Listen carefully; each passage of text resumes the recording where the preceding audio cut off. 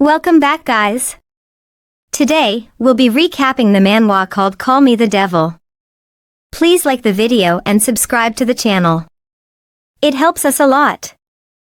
Let's talk about devils, you know, those gnarly creatures with horns and wings that are supposed to lead humans astray. But hold on to your hats, because the real devils are a bit different. They're the ultimate masters of disguise, living among us mere mortals and feeding on our deepest, darkest desires.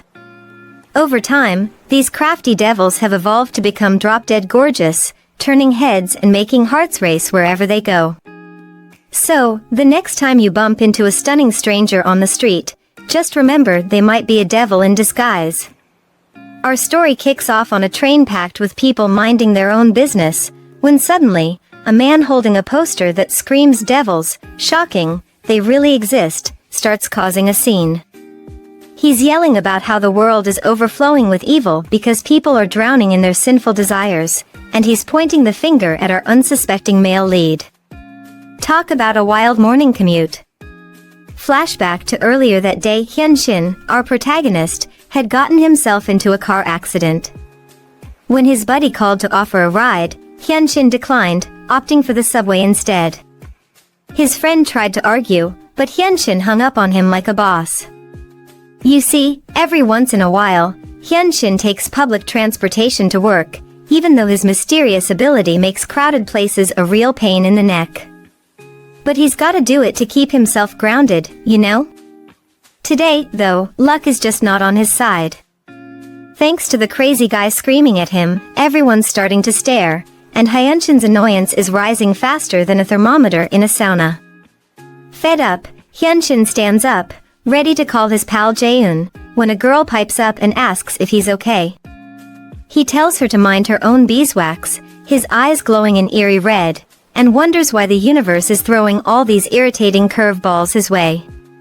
The girl, persistent as ever, asks again if he's alright. The screaming man glares at her, trying to figure out who she is, and then makes a move to grab her. But before he can lay a finger on her, Hyunshin snatches his hand and squeezes it so hard, the guy lets out a blood-curdling scream. The girl stares at Hyunshin, and he asks her to repeat what she just said. She does, and he's shocked, wondering how she's not affected by his powers. They engage in an intense staring contest until the girl nervously looks away, and Hyunshin realizes he's been making eye contact for way too long. He turns his face away, thinking here it comes, but she just politely asks him to release the man's hand. Hyunshin, surprised, asks her why, considering the man was about to get violent with her.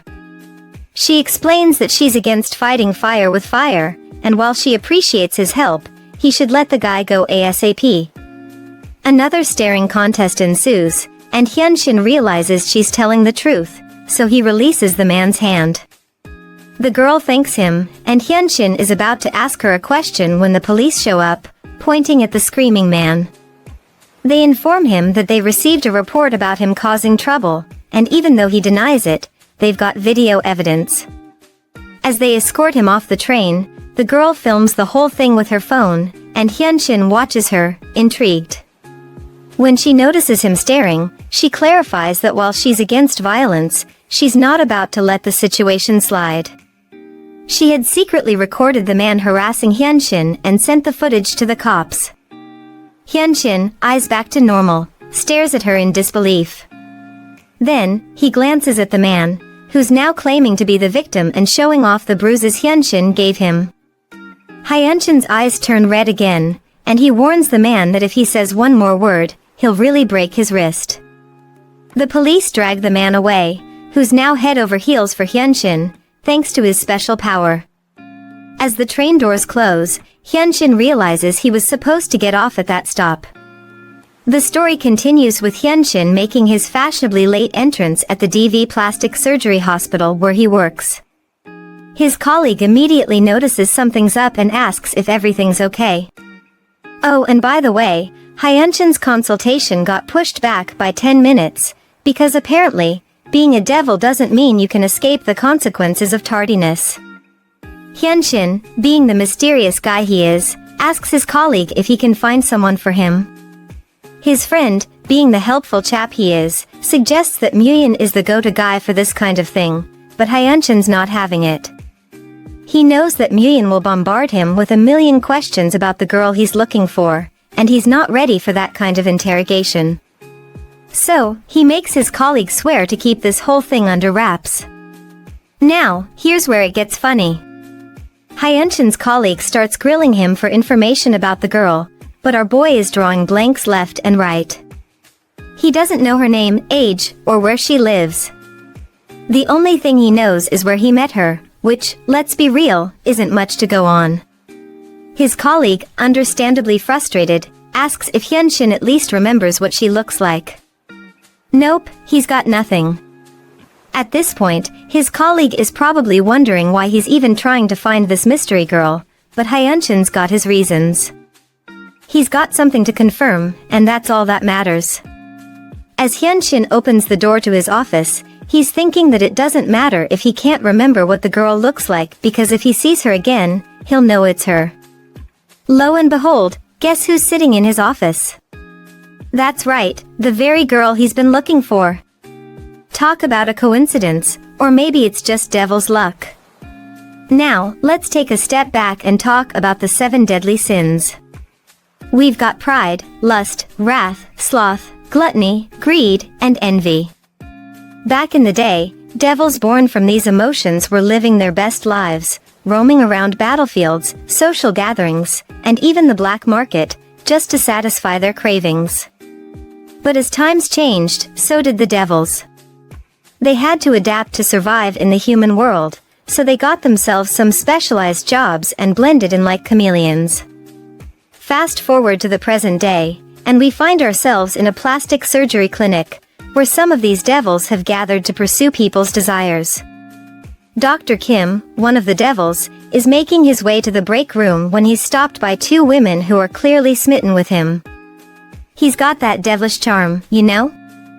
After a bit of small talk, he heads into the break room, where he finds 3 other doctors, aka devils, casually sipping on some blood. Dr. Kim, being the responsible one, reminds them to clean up after themselves, especially before Hyunshin shows up. Dr. Shin Muyin, from the mammon species, the one that feeds on greed, apologizes for the mess. Then, Dr. Ubitin, the Leviathan species devil who thrives on envy, asks about Hyunshin's whereabouts while handing Dr. Kim a pint of blood. When he learns that Hyunshin took the subway again, everyone's surprised, especially Muyin. They reminisce about the last time Hyunshin used the train and how they had to pick him up because of all the people who fell head over heels for him. Dr. Kim Jae-eun, the Beelzebub species devil who's all about that gluttony life, pours himself a cup of blood and drinks it like it's no big deal. Muyin then brings up the fact that it's a shame Hyunshin can't stand the sight of blood, a problem that started 2 years ago. The adorable Dr. Lee Jongwon, the Satan species devil who's into wrath, innocently asks if there's a medicine to cure Hyunshin's blood aversion. Muyin, in a moment of tough love, calls him an idiot, and the 2 start bickering. Jae-eun, the pacifist, just watches and wishes there was a miracle cure for Hyunshin. Meanwhile, in Hyunshin's office, we've got a stare-off between him and the mystery girl, whose name we now know is Ju Aina. She's surprised to learn that the guy from the train is actually a doctor, a role she thinks doesn't quite fit him. When Hyunshin asks her what size boobs she wants, she says size D, but he's quick to point out that bigger isn't always better. Ju Aina, not one to back down, fires back, suggesting that maybe it's his lack of skills that's the problem. The tension in the room is thicker than Jaeun's blood smoothie, and Hyunshin accuses Ju Aina of being rude to him since their first encounter. Ju Aina's surprised because she's been holding back until now. Hyunshin's mind is racing, trying to figure out why she's not affected by his devilish charms like everyone else. He wonders why she asked if he was alright on the train. Ju Aina, in a moment of vulnerability, shares that she once had a hard time asking for help, but someone was there to offer a helping hand. She thought Hyunshin might be in a similar situation. Hyunshin, ever the realist, points out that most people wouldn't do what she did. Then, he asks the million-dollar question, why does she want the surgery? Ina flinches, clearly not expecting the question. She tells him it's personal and emphasizes that she really needs the surgery. Hyunshin, in a plot twist that shocks her, says he can't do it. Our fiery female lead is ready to burn the hospital down after the doctor's brutal rejection, but before she can unleash her inner pyromaniac, he slaps his schedule right in her face. She takes a closer look and notices that, despite his packed agenda, there are a few days without appointments. She's quick to point out these gaps, which he casually brushes off as his well-deserved off days. Oh, and let's not forget the fact that he has a limit on the number of surgeries he performs. Clinging to a glimmer of hope, she asks him the same question again, but he hits her with the same old nope, not gonna happen reply. But then, he suggests a date that makes her gasp louder than a soap opera star, and as if that wasn't enough, he has the audacity to recommend she takes her business elsewhere.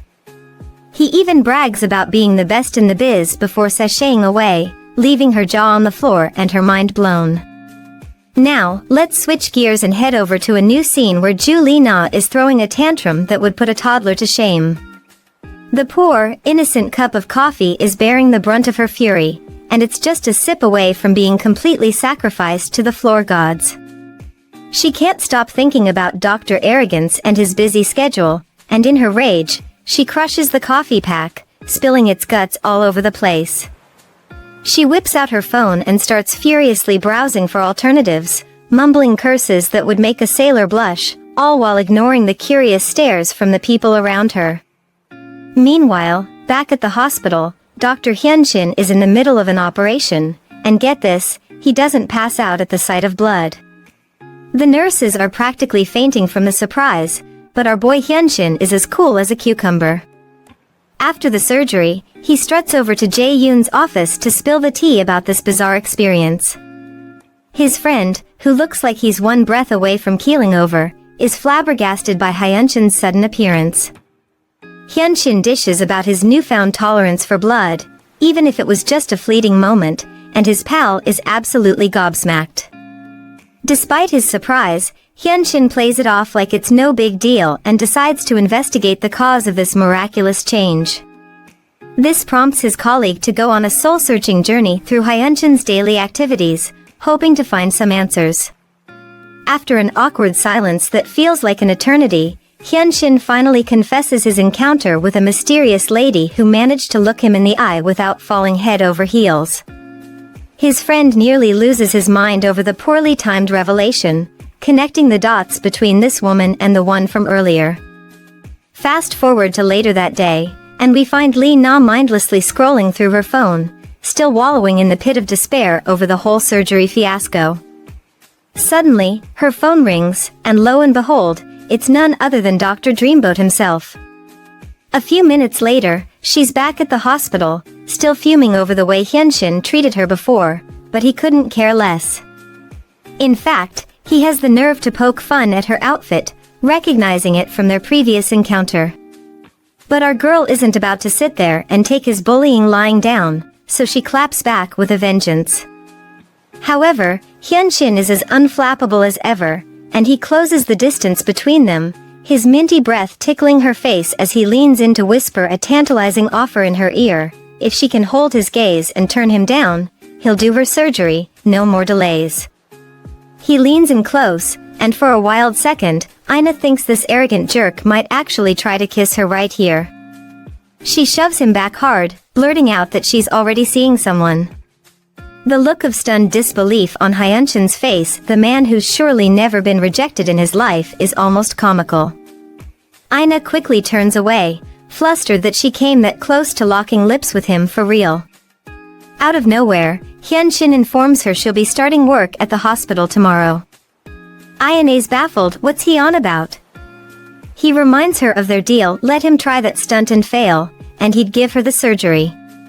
But how does that involve a job? He smirks, by making her an employee, he can simply slot her into his schedule whenever there's an opening. Fat chance, she scoffs, she's already gainfully employed. Until Hyunshin mentions the salary, $400 a month? Now he's got her attention. She can do as she pleases, he adds silkily, except when he calls for her. Ina squints suspiciously. Why the sudden helpfulness? Is he crushing on her or something? Hyunshin levels with her. This isn't charity, there are strings attached. When she presses what exactly those might be, he hedges, leaving Ina to wonder just what this silver-tongued fox might try to make her do. She'll have to stay steely, unfazed no matter what. Hyunshin flashes that subtle smile again. May he continue? As if she can stop him, Ina thinks begrudgingly. He reveals his bizarre inability to operate when blood is involved. Ina's dumbstruck. So how has he even managed till now?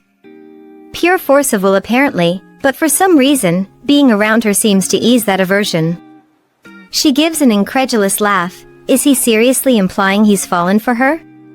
He should abandon that nonsense right now. For a beat, Hyunshin looks almost tempted to lock her up and persuade her properly. But just as suddenly, Ina cuts him off. Fine, she'll take the freaky job. He blinks, caught off guard as she asks to start tomorrow, adding that he'd better keep his distance on her other work days. Reminded that she said she can't trust him, Ina allows she did say that, but he clearly needs her assistance, whether he'll admit it or not. That last word seems to rankle Hyunshin. As she extends her hand for a shake, he brushes past curtly. Just be there 9 a.m. sharp, don't be late. Next morning at the hospital, the receptionist greets Ina warmly enough until she announces she's Dr. Hyunshin's new assistant. The clerk's demeanor abruptly freezes over as she leads Ina down the hall in frosty silence. Ushering her into Hyunshin's office, the secretary shoots Ina one last withering glare before Hyunshin dismisses her brusquely. Ina's left puzzled over that icy reception. Hyunshin gestures to a tiny adjoining room painted all in black. This will be her workspace, already outfitted with necessities like a desk, computer, and bizarrely, a bed. She eyes the gloomy little cell uncertainly. Is this some weird aesthetic of his? Without preamble, Hyunshin grips her face, staring intently into her eyes as she squirms, awkwardly asking if he plans to operate soon. He confirms it tersely, warning her to ignore any other guys who turn up. Other guys? But he's already sweeping out, leaving her thoroughly nonplussed in the strange little room and unexpectedly relieved to have him gone. Finally free of Hyunshin's overbearing presence, Ina decides to snoop around his starkly minimalist office a bit. How boring, just the bare necessities on his desk. She checks the drawers instead and pauses as she picks up a framed photo lying face down. Did she knock it over? Turning it around, she's met with the image of a gorgeous, dark-haired woman with sultry eyes. Well, hello there, beauty, Ina mutters. Is this Hyunshin's girlfriend? Her heart stutters. Wait, was the frame already knocked over before she touched it? Panicking slightly, she debates whether to stand it up or just leave it. That's when a voice suddenly whispers in her ear that the photo was originally laid down that way. Ina startles with a yelp, whipping around to find herself face to face with a smirking stranger. Who the hell is this guy? Instead of answering, he simply sizes her up appraisingly and remarks that so she's the medicine he's heard whispers about, whatever that means. He extends his hand politely to introduce himself, but Ina just stares, making no move to shake it. Rolling his eyes, the suave stranger urges her to quit being rude and take his hand already. Reluctantly she does, and instantly feels an inexplicable thrill course through her at his electrifying touch.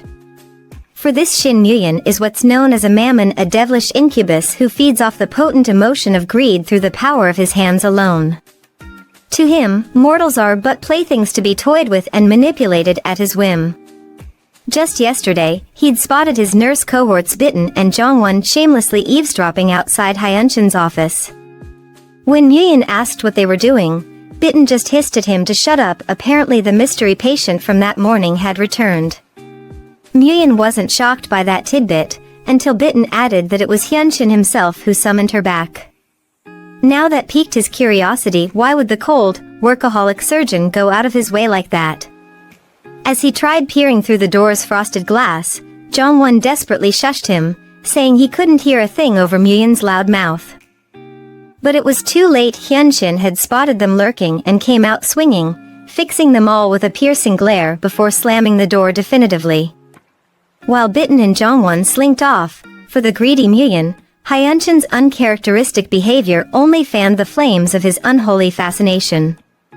Just what or who was so special about this patient? Back in the present, still gripping Ina's hand insistently, Muyun demands to know why exactly Hyunshin brought her here as his assistant.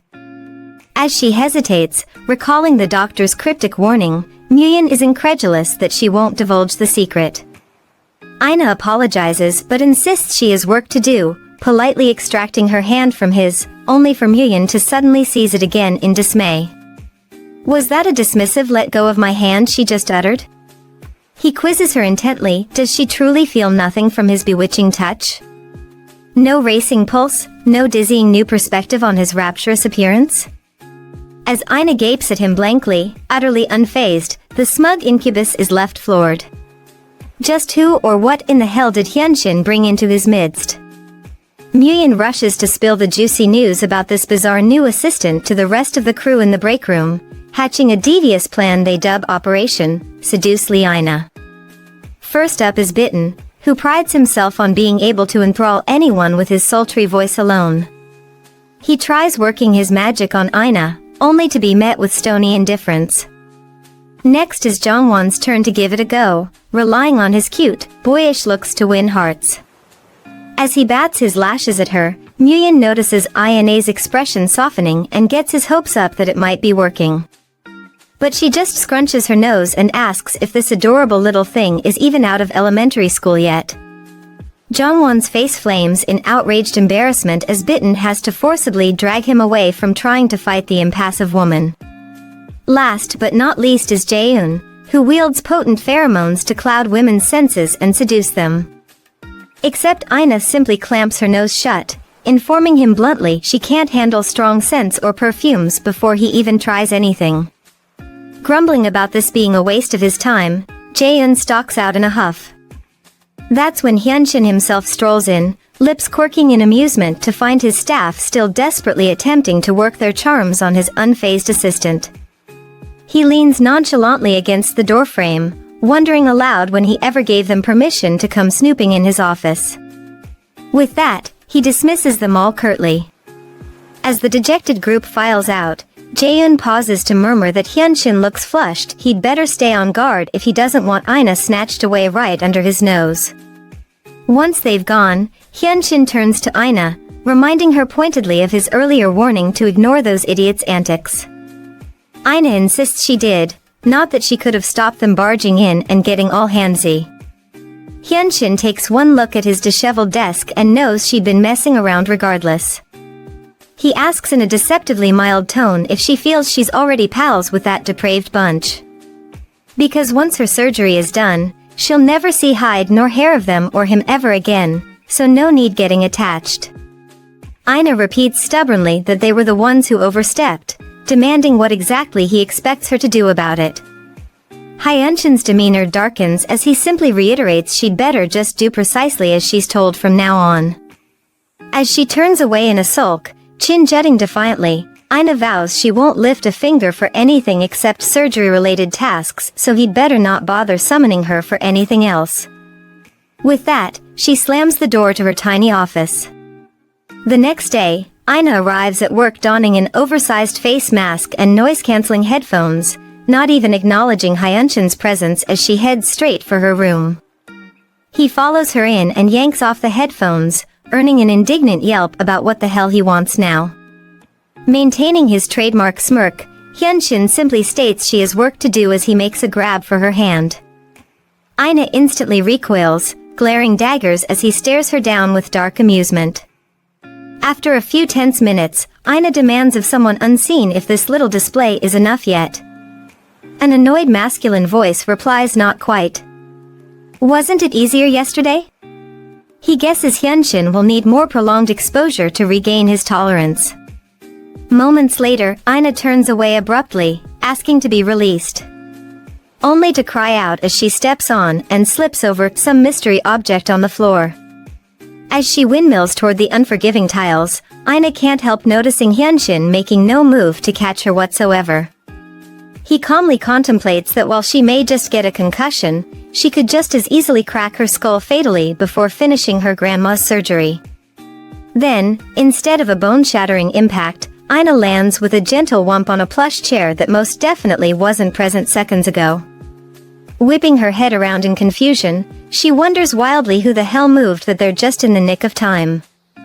As the unfazed Hyunshin turns to leave, she instinctively clutches at his sleeve, mutely imploring him for assistance getting upright again. Rolling his eyes, he extends his hand, easily pulling her to her feet before curtly ordering her to stay put this time as he sweeps out. But of course, Ina opts to roam the halls instead, steadfastly ignoring the icy looks from the female staff. She wanders into the little kitchenette, still utterly perplexed over that randomly appearing chair. No matter how she runs it through her mind, she's positive it wasn't there originally, so how did it suddenly materialize? Reaching for a mug from the high cabinet, she has to stand on tippy toes and strain, only for a large hand to appear over her shoulder and pluck it down effortlessly. Ina freezes as the stranger passes her the cup, heart pounding. Ina thanks Bitten as he hands her the mug, recognizing him as the quieter one from yesterday's bizarre encounter with the guys. She wonders what his name is, but as if reading her mind, he supplies it himself, Bitten. Ah, so he's heard from Jaeun that she's assisting Hyunshin now? She recalls Jaeun as the overpowering cologne guy and ponders if it's okay to elaborate on the situation to Bitten. He beats her to it, telling her earnestly to take good care of Hyunshin. She murmurs that she will as she notices his remarkably soothing voice. Bitten smiles, confiding that Hyunshin is very important to him. Ina comments that they must be quite close then. He confirms they've been friends a long time, leaving Ina briefly puzzled when he hesitates over whether they're the same age. Odd that such old pals wouldn't know that detail? As their chat winds down politely, Ina can't help thinking that while Bitten seemed intimidating at first, he's surprisingly pleasant to talk to, maybe even a genuinely good guy under that gruff exterior. She makes to head back, only for Bitten to call out her name, stopping her in her tracks. Using his innate sultry voice, the devilish Bitten could enthrall people into doing his bidding even in their dreams as an envious leviathan. In fact, he can sense the potent jealousy radiating from a cluster of female staffers across the office griping about Ina gaining the elite doctor's undivided attention. Delicious envy he eagerly laps up. When Bitten doesn't immediately continue after calling out to her, Ina prompts him quizzically. He simply smiles that with her around, work is so much more fun. He hopes she'll stick around in this role for a good long while. As she finally heads back to her office space, Ina muses to herself that while Bitten may want her to stay longer, she's only doing so until her surgery is completed. No sense getting unduly chummy with these doctors per Hyunshin's advice. Upon re-entering, she's surprised to find Hyunshin himself already there, wondering aloud if he's back so soon. He arches a brow. It's been less than 2 hours since he expressly told her not to wander off. She blusters that she just needed to make tea, conveniently omitting her cozy chat with Bitten. As she slouches into her dismal little room, Ina can't resist snapping that it's not like she's in actual prison here. Hyunshin has indeed noticed his procedure times rapidly decreasing now that he no longer feels revulsed by the sight of blood. Even the nurses have remarked how swiftly he works. Today was faster still, the gore not even registering as anything more visceral than dyed water to his eyes. He's determined to get to the bottom of what's enabling this bizarre effect. Later, he swings by Ina's office asking if she has plans after her shift today. When she mentions dinner with a friend, he curtly informs her to cancel. They'll be going somewhere together instead. Ina bristles. Where, exactly? Hyunshin states simply, his place, leaving her gobsmacked. She sputters indignantly. Why on earth would they need to do that? He smirks, saying there's something he wants to experiment on her with. Ina's mind instantly goes to the gutter as she blurts out just what kind of depraved experiment he's implying. When he stonewalls that he can't tell her, she demands to know why, not only for Hyunshin to lose his cool, snapping that's exactly why they need the privacy of his home. She flatly refuses, reminding him that he himself said her only obligation was surgery duties. He can't just commandeer her elsewhere on a whim. As she turns away dismissively, Hyunshin's voice softens. He needs her help with this. Ina pauses, skeptical. Did this arrogant ass actually just ask for her assistance? He holds her gaze in loaded silence until she fidgets, struggling with herself. Finally, she relents through gritted teeth. Fine, but he'd better not botch her own operation after this. Hyunshin doesn't respond, his face unreadable as she agrees to come to his place. After work that evening, Ina cancels dinner plans with her friend, fibbing that her grandma's feeling under the weather. She silently apologizes to both of them as she turns to find Hyunshin waiting by his car, clearly the reason for bailing. As he pulls out onto the road, Ina snarks that it's his fault she had to lie, asking snidely if they've arrived at his place yet. Not quite, he replies crisply, they're almost there. She's surprised he drives himself at this hour, wondering aloud if taking public transit wouldn't have been faster. Hyunshin shoots her a look, stating bluntly that he never goes anywhere unless he's behind the wheel himself. Ina reminds him pointedly of the first time they met on the subway, after his car got totaled in a wreck. She asks if he was badly injured, but he brushes it off as no big deal before announcing their arrival. Ina gapes up at the imposing high-rise where Hyunshin apparently resides. In the elevator, he punches the button for the 70th floor as she muses that his lucrative job offer seemed a tad too generous in hindsight. Feeling emboldened, she asks bluntly how old he actually is. He deflects smoothly, countering with how old she thinks he is. Just as the doors part, she hazards a guess of late 20s? He smirks inscrutably. They'll go with that. Stepping into his decadently appointed apartment, it hits Ina that this man is seriously minted. An oddly disturbing painting on the wall catches her eye. Hyunshin informs her offhandedly it depicts Lucifer, the Devil King, as described by some singer called Dante. She blinks, wondering if he's implying what she thinks. But he simply launches into the biblical tale of Lucifer's fall from grace before brusquely sending her to fetch her own water from the kitchen alone. As Ina pours herself a glass, her mind flits back to that first fateful day, Hyunshin claiming her gaze alone let him view blood without flinching. Combined with the deeply unsettling artwork, she can't help wondering uneasily if this man is some sort of devil worshipper. Emerging warily from the kitchen, she calls out his name when she can't immediately locate him. Meanwhile, Hyunshin grips the bathroom sink so tightly it cracks as he stares transfixed at the streaks of crimson staining the porcelain, only to be jolted from his trance by Ina's voice. He croaks for her to join him in there, an invitation that pulls her up short with dismay. She hesitantly announces she's coming in, cracking the door slowly to find him sans jacket, sleeves rolled up. She falters, asking what's going on here. He deflects that his jacket's simply stained, neglecting to mention it's with his own blood. When she still hovers uncertainly, he beckons her impatiently or he'll drag her inside himself. Ina shakes her head furiously, prompting a weary sigh before he instructs her to stay back, but take his hand. The instant their skin meets, Hyunshin feels nothing. No gnawing hunger, no reviled sickness, just eerie calm as his gaze flits to the viscera in the sink. He marvels that this transmutation only seems to occur upon contact with Ina's very presence. When their eyes lock, his phobia lifts, when they touch, his cravings dispel. But then, pulling her solidly against him, he wonders feverishly what might happen should he push their connection even further. Ina shoves Hyunshin back forcefully, shooting him an incredulous look. Just what the hell did he think he was doing pulling her in like that? He announces matter-of-factly that the experiment is over, leaving her sputtering for details on precisely what shady shit he just subjected her to.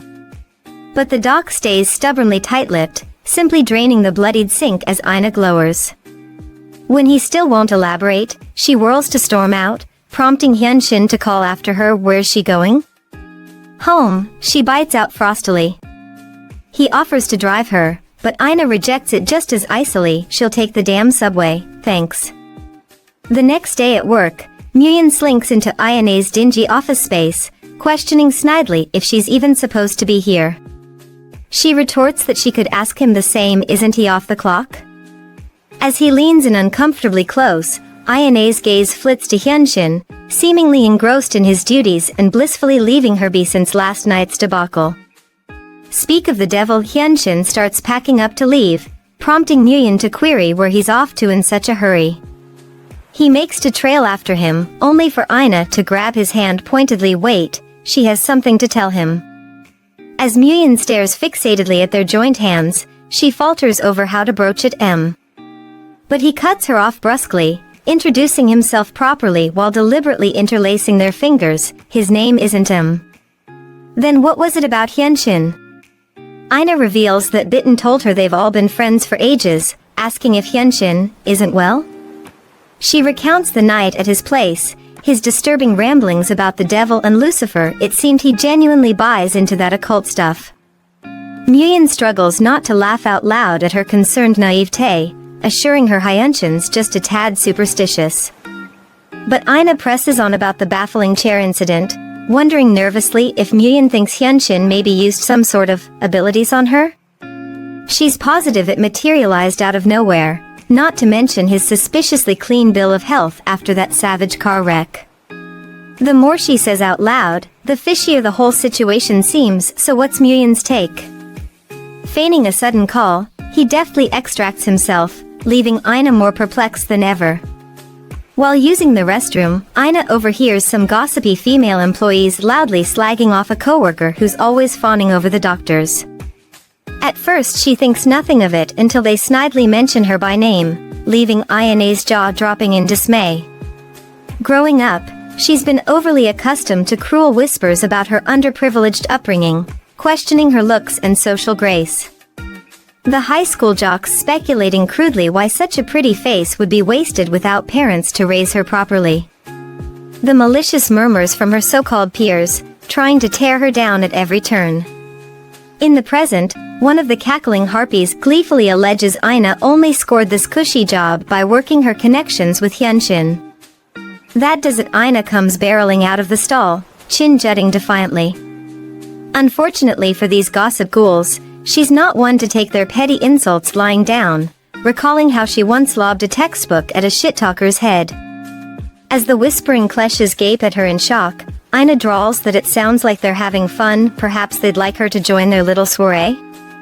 Across the hall, Jongwon elbows Bitten eagerly as they catch wind of the commotion, already chanting fight. Fight, and punching the air gleefully. After all, he and Bitten have an unbreakable bond as demons who feed off turbulent human emotions like envy and wrath, which often accompany each other in delicious tandem. And with Ayane's stormy arrival, those volatile sensations are spiking to glorious new heights. As the gossipers fumble for a response, the ringleader loudly scoffs that she said nothing untoward. It's simply true. Ayane's hiring was unorthodox, shall we say? She leans in, eyes glittering maliciously. So is the rumor correct that Ayane's only sticking around to relentlessly pursue her crush on a certain elite surgeon? The accusation hangs heavy as Aina draws herself up, realization crashing over her. He was the one who brought her in, not the other way around. Why is she being painted as the thirsty hanger-on here? But as the words begin tumbling out heatedly, Aina feels her infamous temper getting the better of her once more. Squaring up to the mean girl's sneering face, she demands to know if she has anything else to add. The ringleader feels Ayane's heated gaze boring into her and backpedals nervously. What's she want anyway? Aina reminds her snidely of the allegation she'd been pursuing Dr. Park before whipping out her phone. She proceeds to pull up photos of a stupendously handsome, towering man and internationally famous supermodel by the name of Kong Juan. She informs them loftily.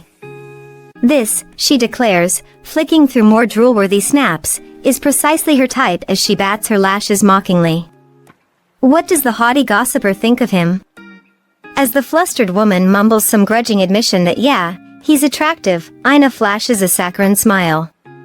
Why, she has excellent taste. She'll happily share more exclusive photo cards of the heartthrob if they're so interested. With that parting shot, Ina pivots on her heel and sashays away, leaving the gobsmacked kleshes gawping over the unexpected images. One whispers in dismayed confusion, could they have totally misjudged Ina's intentions all along? Her coworker just gushes dreamily over Kong Juan's godlike visage before snapping out of it. That Ina is one odd duck, she mutters, shaking her head. In the break room, Jongwon flinches as if struck, grumbling that the confrontation's wrath has fizzled out entirely.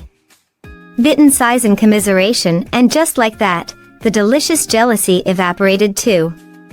What a letdown. Later, Ina runs into Hyunshin, who demands to know why she didn't simply set the record straight with the gossipers. Anytime he's asked her to do something, she's had no problem voicing objections, so why the uncharacteristic reticence now? She's the one he hired, not the other way around. She didn't manipulate or seduce him into this arrangement. Ina explains patiently that while she could have fought fire with fire, there's an ongoing rumor she landed this job through some shady nepotism with him. Had she reacted overly defensively, it would have only fanned those sordid flames and ended up making him look bad too. As disturbing as the thought clearly is to the prickly surgeon, Hyunshin recognizes she's trying to prevent any disparagement from tarnishing his elite reputation before dismissing her brusquely. Upon entering her depressingly Spartan office space, Ina's met by Jaeun and Nguyen. The former crows proudly that she was on fire out there. Nguyen, however, takes the opportunity to snidely ask if this Kong Juan looker really is her romantic ideal after all. Ina cringes, deducing the building's acoustics must be paper-thin for them to have overheard.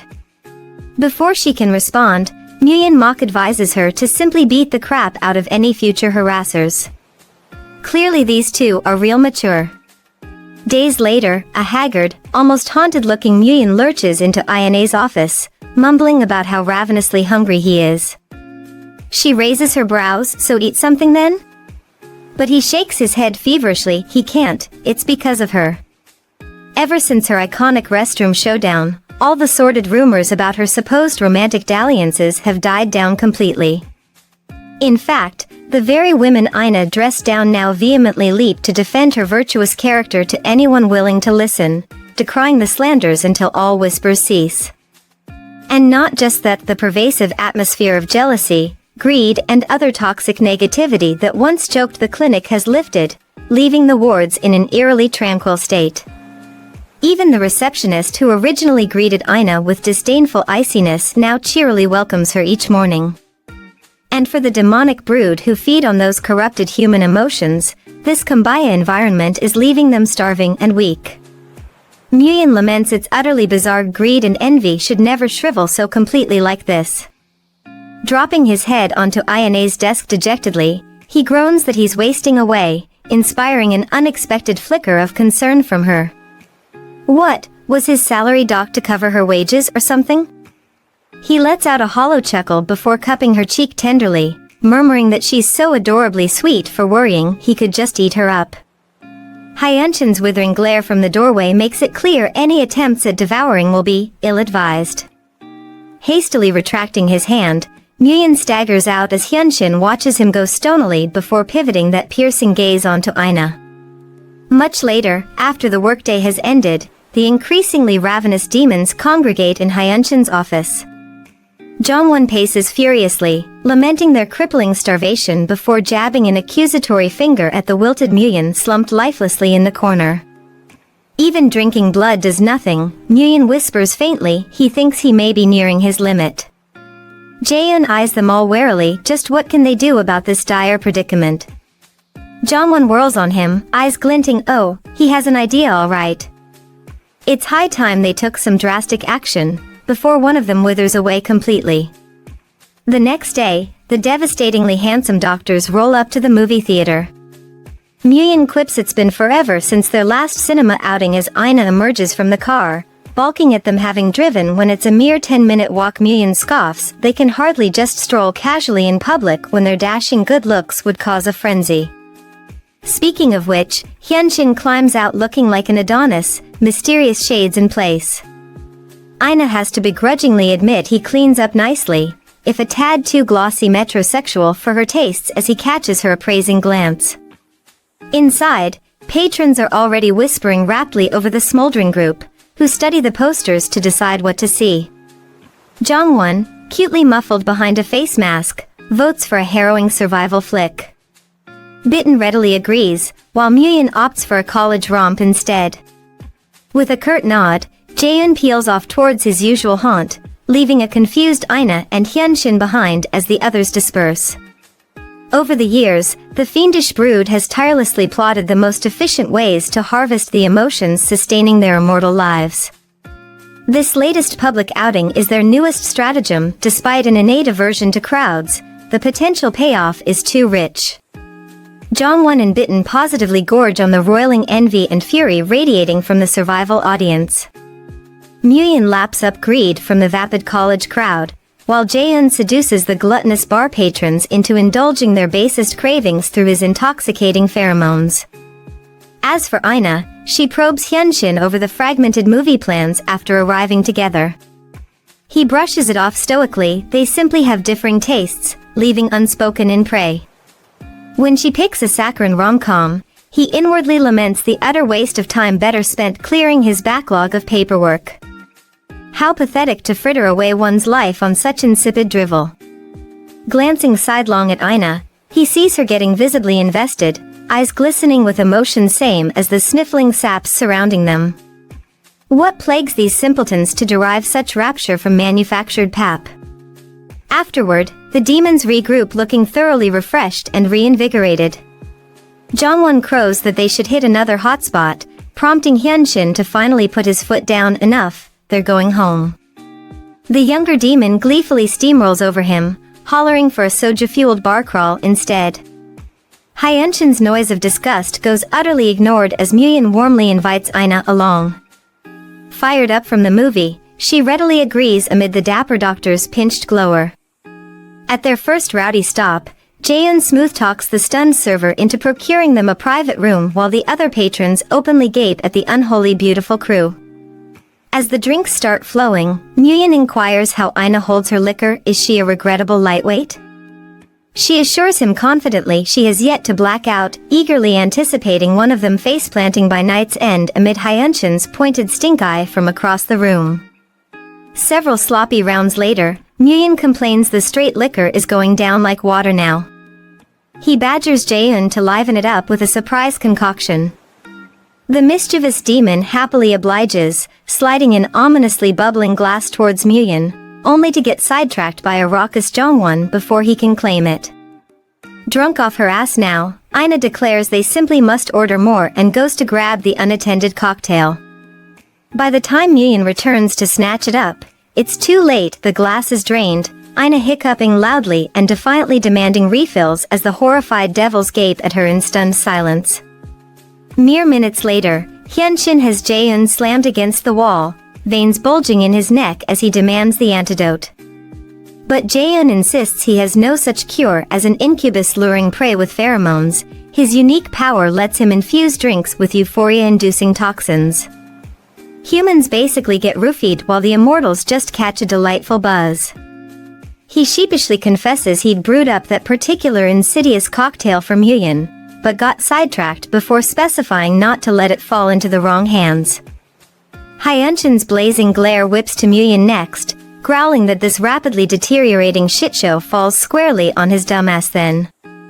Jongwon looks on with surprise. He's never seen Hyunshin this rip-roaringly pissed before. Bitten tries calming the situation, suggesting they discuss it rationally once INA's episode passes. Speaking of, Muyun's using his telekinesis to keep her hovering midair as he asks just what unholy blend Jaeun laced the drink with. Stimulants and hallucinogens, Jaeun replies Muyun's usual go-to for a night of debauched indulgence. No wonder INA's been so erratically wired since tossing it back, racing around the room in frenzied bursts, before she's reminded who's boss with a solid clock to Muyun's head, dropping her abruptly until Bitten swoops in. Aina flashes him a brilliant grin, then tries decking him too before Hyunshin barks at him to release her immediately. As Bitten obeys, Aina complains she's sweltering, promptly whipping her shirt off to the utter horror of her gaping demonic audience. Hyunshin instantly tears his own dress shirt in half, using the tattered remains to hastily cover her modesty as he drops to the floor, dragging Aina against him in a protective clutch. Muyin snarks that Hyunshin didn't need to disrobe so dramatically, but the fuming surgeon pays him no mind as he presses Jaeun on how long these psychotropic effects might persist. 5 hours, tops, Jaeun estimates tightly, prompting Jongwon to erupt that Muyin's carelessness has now ruined their whole blessed day off. Bitten mutters that maybe they should try sedating her until it passes? But Jaeun quickly nixes that suggestion as too risky, considering the mystery toxins already flooding her system. With an irritated snap of his fingers, a fresh button-down materializes over Hyunshin's shredded torso as he declares they'll simply have to ride this out until Aina snaps back to lucidity. No sooner has he spoken those resigned words than his companion's expressions morph into looks of abject horror. Following their bugging eyes, Hyunshin whips around to find the space Aina just occupied, empty. The back room's door is hanging wide open, leading to a bustling, crowded restaurant and even busier street beyond. Muyin urgently reminds Hyunshin how suicidal it would be for someone of their ethereal beauty to brave those teeming masses of lust-struck humans. But Hyunshin's already on his feet, sprinting out into the pulsating mob without preamble or shades. Jaeun sighs that they ought to search too, dispatching Bitten and Jongwon to comb the interior while he and Muyin scour the surrounding sidewalks. Sure enough, by the time Hyunshin finally glimpses Aina wandering through a nearby doorway, he's been bombarded on all sides, only his preternatural abilities allowing him to stay upright as he gives furious chase. He calls her name pleadingly until she flashes him a mocking tongue, prompting a feral snarl that he'll make her pay for this insolence once he gets his hands on her. With a trill of deranged laughter, Aina bounds up a stairwell, Hyunshin in hot pursuit until he hits the exit with a jolt, realizing it leads to the roof. As he bursts outside, Aina whirls with a brilliant smile, asking how he knew to find her here. Stalking towards her slow and purposeful, Hyunshin reminds her through gritted teeth of his vowed recompense before ordering her to him at once. Rather than cower, Aina throws her arms around him, a move so startling, he can't resist reflexively returning the embrace, fingertips ghosting her back. Clinging to him with a contented hum, Aina murmurs sweetly if he truly came all this way, just for her. Then, to Hyunshin's utter disquiet, she sighs the name Juin. In a posh Parisian hotel suite, Juin stares impatiently at his phone, willing it to ping with Ina's reply to his latest text. It should be morning back in Korea by now, she couldn't still be crashing at her friends, could she? Growling under his breath, he makes a call, barking that with his photoshoots wrapped, they need to book him on the next flight to Seoul ASAP. When his handler dares question the urgency, Juin simply states there's a situation requiring his immediate attention. Meanwhile, halfway across the globe, Aina rouses with a skull-splitting headache and a parched, sawdust mouth. What the hell happened last night? This is the first time she's ever blacked out from drinking. As she stirs groggily, her wrist clinks against something following the metallic sound, her eyes widen in shock to find herself handcuffed to a bedpost. Taking in her bizarrely pristine surroundings, she realizes with a jolt this isn't even her own cramped little bedroom. A quick panicked scan reveals the unconscious forms of all those devilishly handsome doctors strewn about in various states of undress. She lets out an ungodly screech of dismay, jolting them all awake in confusion. Where the hell are they, and what are those sleazebags doing snoozing half-naked in the same room as her?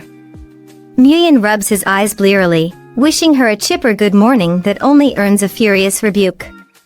He explains in a pacifying tone that they're at Jaeun's place, but that does nothing to soothe Ina's rapidly escalating freakout over the handcuffs and complete memory wipe of how this nightmare scenario even came to be. Had she racked up some insane debt she can't pay now? Muyin soothes that it all stemmed from her actions, leaving Ina gaping speechlessly at the barrage of missed calls from Juin lighting up her screen. Hyunshin, propping himself up on one elbow next to her, grumbles gruffly that she ought to swear off drinking forever after the stunt she pulled. Ina casts him a bewildered look. What kind of mistake is he talking about? Because she literally can't recall a single thing after those first few ill-fated rounds. Hyunshin visibly stiffens, reminded of the jarring moment Ina had mistaken him for her beloved Juin amidst her manic, intoxicated episode. He flashes back to her violently rebuffing his attempt at a kiss when they first met, only to later pursue him in her drug-addled delirium, babbling about him coming to get her. Through gritted teeth, he'd played along, bundling her up to regroup with the others as he demanded to know if anyone had her address. When Jaeun admitted he didn't, someone suggested a hotel before realizing the risks of an unhinged Ina slipping out unnoticed into the night, thus leading to their present, precarious sleeping arrangements. Snapping back to the present, Ina groans that she legitimately can't remember anything past taking those first few drinks the previous evening. Muyeon smirks humorlessly. Oh, she definitely screwed up in spectacular fashion. Like causing enough of a public ruckus over a minor traffic scuffle that Hyunshin had to cuff her to himself in a desperate bid for control. Not to mention the harrowing chase through crowds and alleyways after she bolted from the restaurant. Cheeks flaming, Ina turns a horrified, apologetic gaze towards the stoic surgeon beside her. But Hyunshin merely grunts that if she honestly can't recall, it's better to just forget the whole mortifying ordeal. At that moment, Jaeun pokes his head through the door to genially suggest Ina fuel up before she leaves with a hearty breakfast. When she reluctantly agrees, he summons Bitten to assist in the kitchen.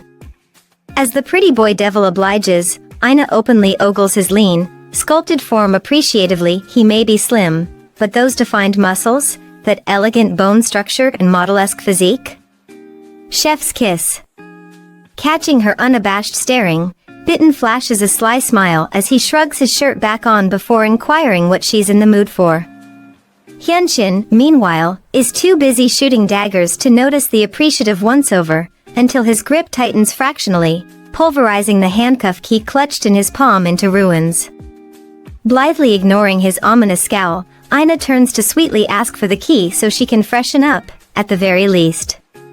Hyunshin blinks, then lies through his teeth that he seems to have misplaced it. She eyes him dubiously as prickles of unease dance up her spine. There's nothing to be done then but spend the rest of the day chained to this prickly bastard, apparently. After that debacle, Ina tugs a reluctant Hyunshin towards the bathroom, sternly instructing him to wait outside before slamming the door. Once alone, she frantically yanks at the cuff binding her, struggling to snag the cleansing foam from the high vanity. She barely gets her fingers around it when it slips through, clattering to the tile in dismay. Gritting her teeth, Ina cracks the door and beckons Hyunshin in with an imperious crook of her finger. As soon as he crosses the threshold, she snatches up the bottle and shoos him right back out, ignoring his flat look. Observing her through the ajar door, he notes wryly how she seems to realize mid-lather that washing up will prove challenging with him barred outside. He moves to leave, assuring her loftily that he can see she'd prefer privacy. Ina's mind races the audacious devil, purposely trying to inconvenience her. As he turns to go, Hyunshin tosses one last comment over his shoulder. If she truly needs his assistance, she need only ask nicely. The next thing he knows, a sudsy handful of cleanser has stained his pristine shirt, courtesy of Ina's vengeance.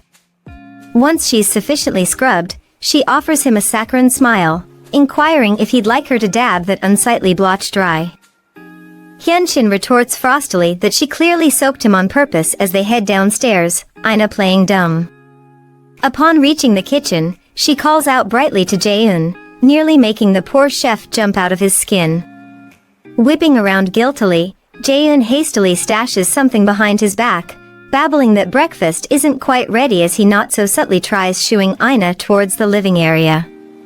A crimson smear on his lip doesn't escape her notice, though she immediately points it out, leaving Jaeun visibly flustered as he gropes for an excuse about spicy cuisine. Before he can fully implode, Hyunshin smoothly intercedes by making a crystalline tumbler of suspiciously red liquid materialize, then shatters it against the tile in one deft motion. As Ina yelps and instinctively turns towards the noise, Her sharp eyes briefly catch Jaehyun mouthing a profuse thanks at his friend. Placated by Hyunshin's nonchalant assurance that he's perfectly fine, Ina simply herds him upstairs to rinse off, oblivious to the demon's silent exchange of loaded looks. As the pair departs, Jaehyun rakes a hand through his hair, face pale. Things could have gone utterly pear-shaped if Ina hadn't been so easily deterred. Their supernatural abilities are useless against her. Would she have seen through his clumsily lies?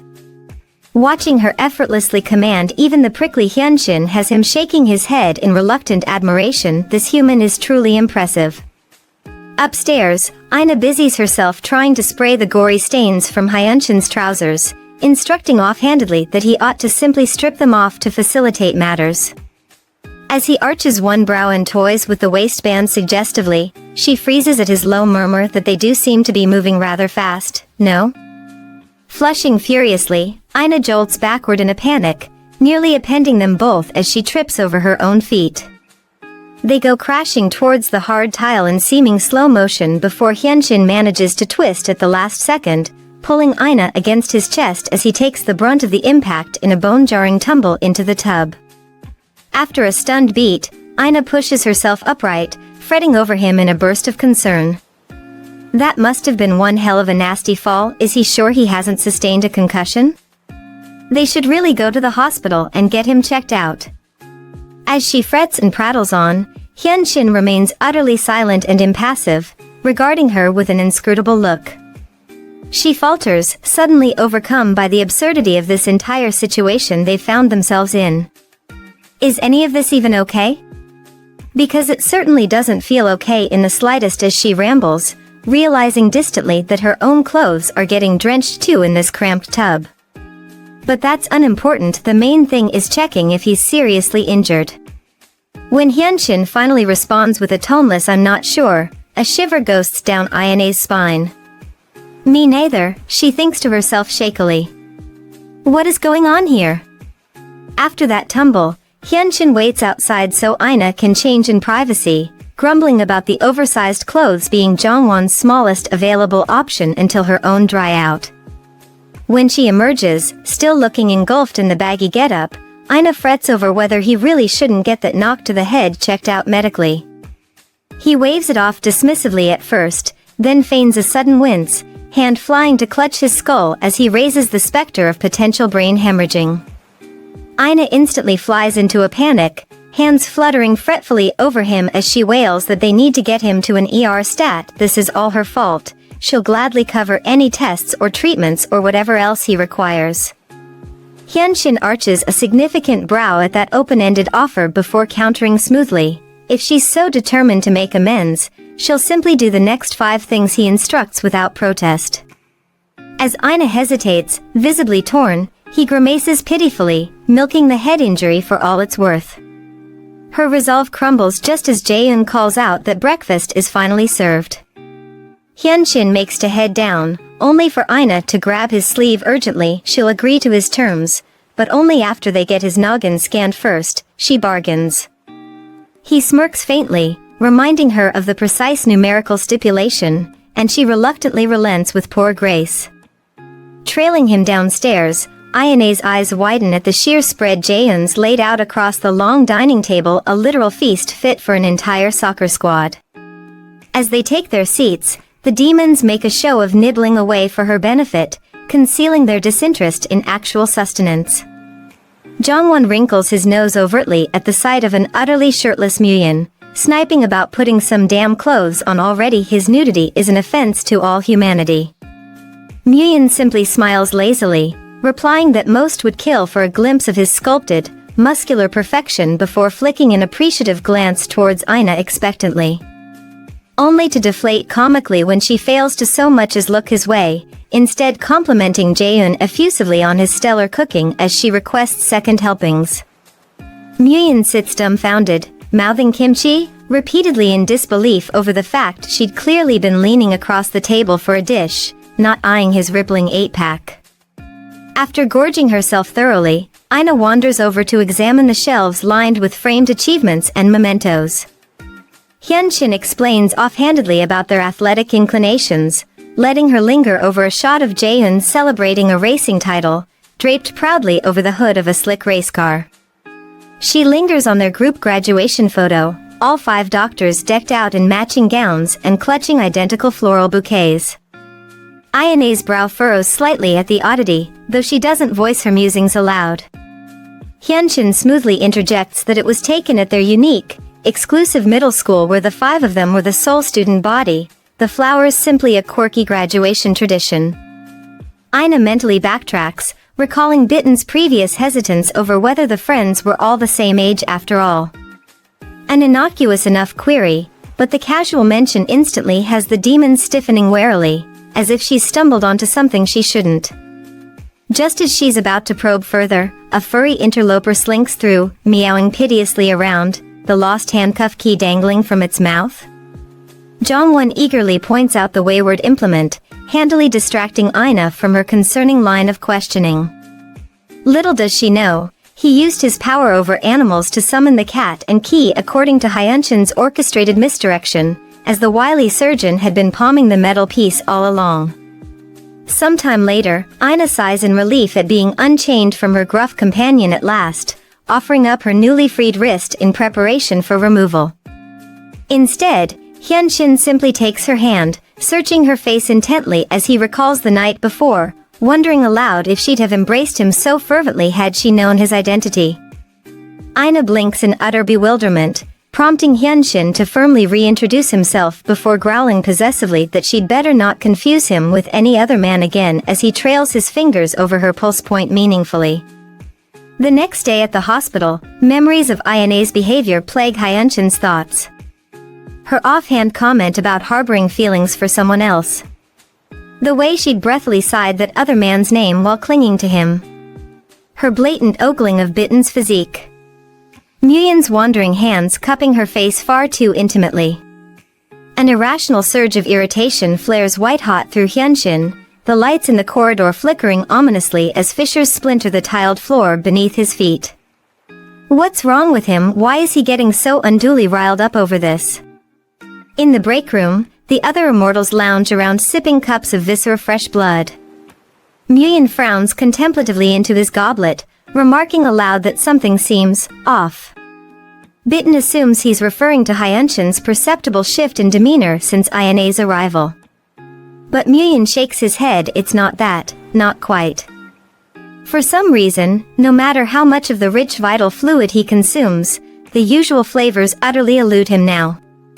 Jongwon scoffs that he's probably just burnt out his taste buds from chronic overindulgence. But Jaehyun's brow furrows as an uncanny sense of déjà vu washes over him, because this is exactly the effect Hyunshin described plaguing him initially too, isn't it? He sits up ramrod straight, startling Muyin with his sudden urgency. What if the same anomaly is now befalling him courtesy of Ayane's presence? And if so, does that mean she truly is some higher power's crafted cure for their depraved conditions? Meanwhile, a visibly unwell Aina heads straight from the pharmacy to Hyunshin's office. Without even looking up, he chides her snippily for neglecting to alert him about her tardiness. Only when his gaze finally lands on her pallid, sickly appearance does Hyunshin's frown morph to one of vague concern. She mumbles some token apology before trudging into her cramped little workspace. No sooner has she deposited herself at the sad desk than Jaehyun comes barreling in, urgently waving Hyunshin over about some pressing matter regarding the clinic's operations, he phrases it delicately. Before obliging his friend, Jaehyun's nostrils flare as he takes in Ayane's condition. What's wrong with her arm? Aina self-consciously rubs the band-aid over a minor scrape, explaining she'd grazed herself innocuously on the desk edge and it bled a little before scabbing.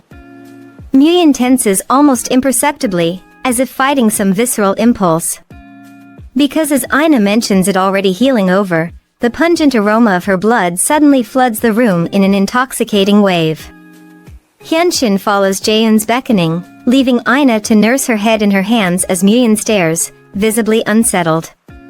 Out of earshot, Jaehyun confirms his theory. Like Hyunshin before him, Muyin's ability to taste and derive sustenance from blood seems to be faltering around Aina. Much to his shock, Hyunshin calmly acknowledges the possibility, explaining he knows from experience that the immunity intensifies with more repeated exposure and physical proximity to the woman. Nguyen cuts him an incredulous look, but Hyunshin had claimed her gaze alone was the trigger, hadn't he? The surgeon allows that yes, that was his initial understanding. Jaeun presses, so did Hyunshin detect anything else out of the ordinary regarding Ina today?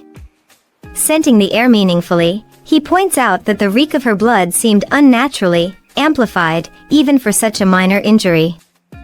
Bitten and Nguyen confirm they'd noticed it too, while Jongwon crassly deduces Ina must simply be on her monthly cycle. When pressed how he could possibly know that, Jongwon admits spying her emerging from a pharmacy armed with feminine supplies. Jaeun theorizes gravely, could Ina's unique biochemistry be undergoing further heightening thanks to those hormonal fluctuations? Hyunshin scowls, demanding irritably what difference it makes if her blood has an excessive odor today. They should be lucky that's the extent of their concern. Brushing past the gaping immortals, he stalks off with Bitten hurrying to catch up, worried about Hyunshin's rash dismissal. Hyunshin lets out a hollow chuckle, so Ina's presence is gnawing at Bitten too now? But the rugged devil quickly shakes his head. The only one he's fretting over is Hyunshin himself here, because it was Lucifer's own bloodline that birthed him into this cursed existence in the first place. Hyunshin makes a face at Bitten's melodramatic phrasing before demanding just what he's implying. Bitten explains that whereas it started solely with Ina's penetrating gaze dismantling Hyunshin's aversions, more intimate physical contact like touching and embracing only seems to exacerbate the potency. They've all grown dangerously complacent assuming she's simply a ready-made panacea for their depraved afflictions. But Bitten doesn't like how thoroughly this unknown human is unraveling Hyunshin's self-control, hence his concern. Hyunshin snorts that Bitten's infernal instincts never fail to creep him out a little. But he concedes his friend has a point, this entire situation is spiraling into uncertain territory fast. Even so, Bitten needn't fret over much, Hyunshin assures him smoothly. In fact, he could use Bitten's assistance on a related private matter. Later, Hyunshin fixes Ina with an inscrutable stare as the visibly sickly assistant reports for duty. Once she's shuffled off to her cramped cubbyhole, he calls after her irritably to quit being so pathetically fragile. She ought to simply take the day to recuperate at home. Ina angrily slams her rickety door so hard it rattles on its hinges, yelling that she'd planned to clock out soon anyway before lapsing into miserable silence. Come evening, she trudges homeward alone, silently stewing that for someone supposedly concerned about her condition, Hyunshin certainly has a piss-poor bedside manner. She'll be glad to cut ties completely once her surgery obligation is finally fulfilled. Unbeknownst to the clueless woman, twin shady figures trail at a discreet distance, ominously marking her every step.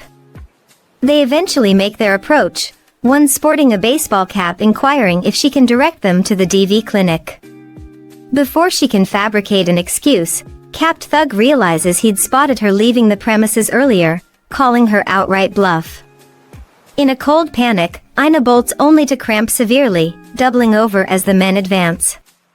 Capt Goon seizes her arm in a bruising grip, demanding to know her relationship to the doctors while his pale blonde cohort suggestively palms a fallen brick, threatening to loosen her tongue if needed. Back at the hospital, Hyunshin's hand abruptly seizes mid-procedure, tremors racking his steady surgeon skills for the first time in ages. It's not due for the immunity effects to wane already, is it?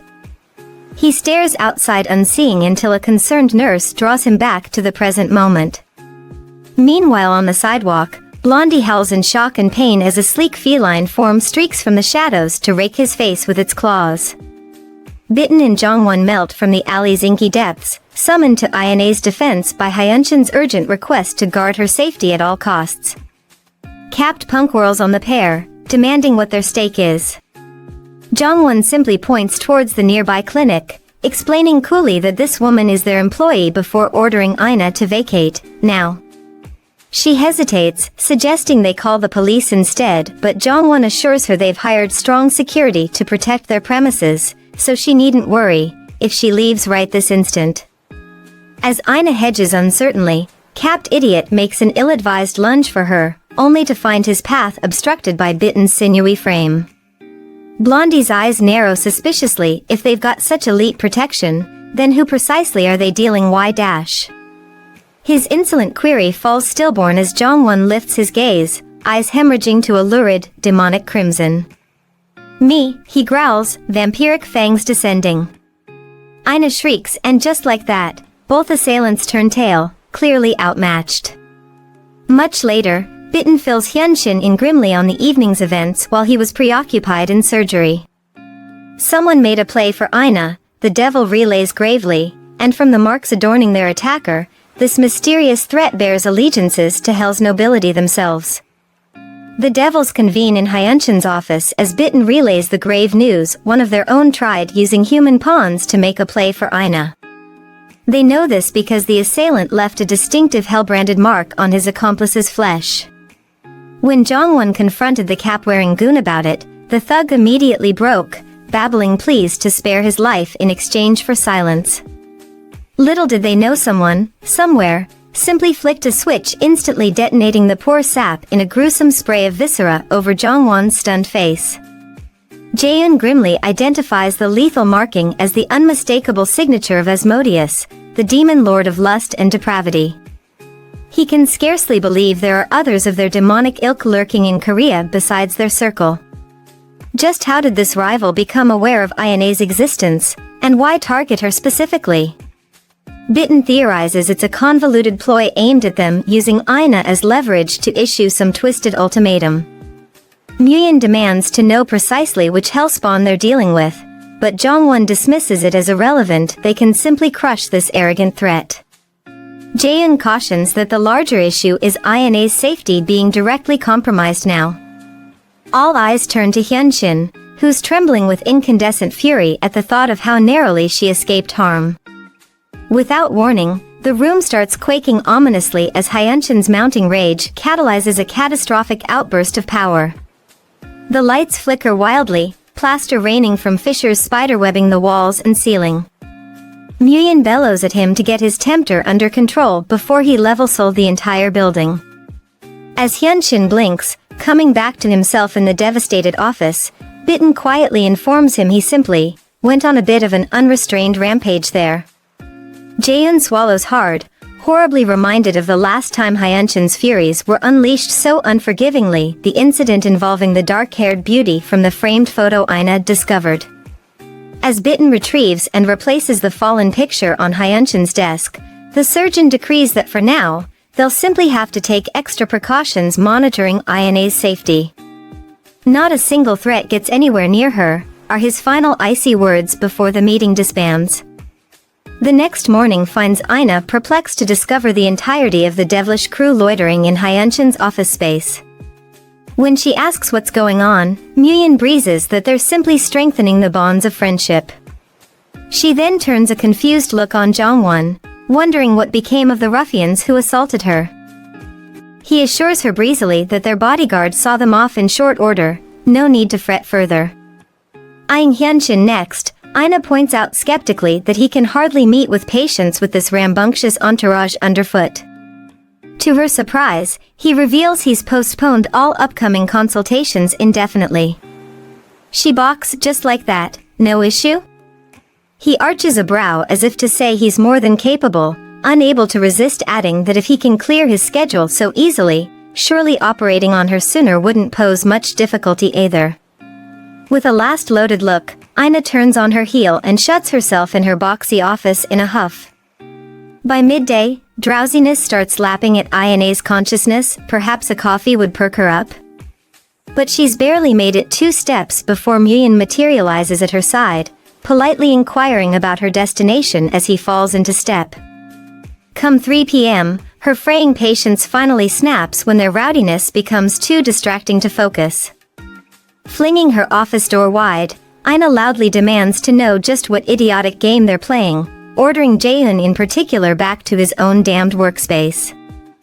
As she rants about requiring a professional environment to be productive, Nguyen scoffs that all she does is idly browse shopping sites to begin with. When Ina insists that 2 falls under her responsibilities, shooting Hyunshin an imploring look for support, he simply leans back inscrutably, assuring her their antics don't particularly bother him. Outraged, she throws up her hands and slams the door hard. Finally, the second Ayane's able to punch out for the day, she comes barreling out completely primed up and ready to hit the town. The guys all visibly do a double take, drinking in her dolled-up appearance with poorly concealed surprise. Jongwon gushes that she looks lovely, while Muyun suspiciously inquires just when she snuck off to get so gussied up. As Ina breezes that she has a date with the person she likes, their individual jaws drop in stunned silence. Tossing them a cheery backwards wave, Ina sachets off, utterly oblivious to the covert trail of scowling devils shadowing her every step. Jongwon fumes indignantly that he needs to lay eyes on this supposed paramour for himself.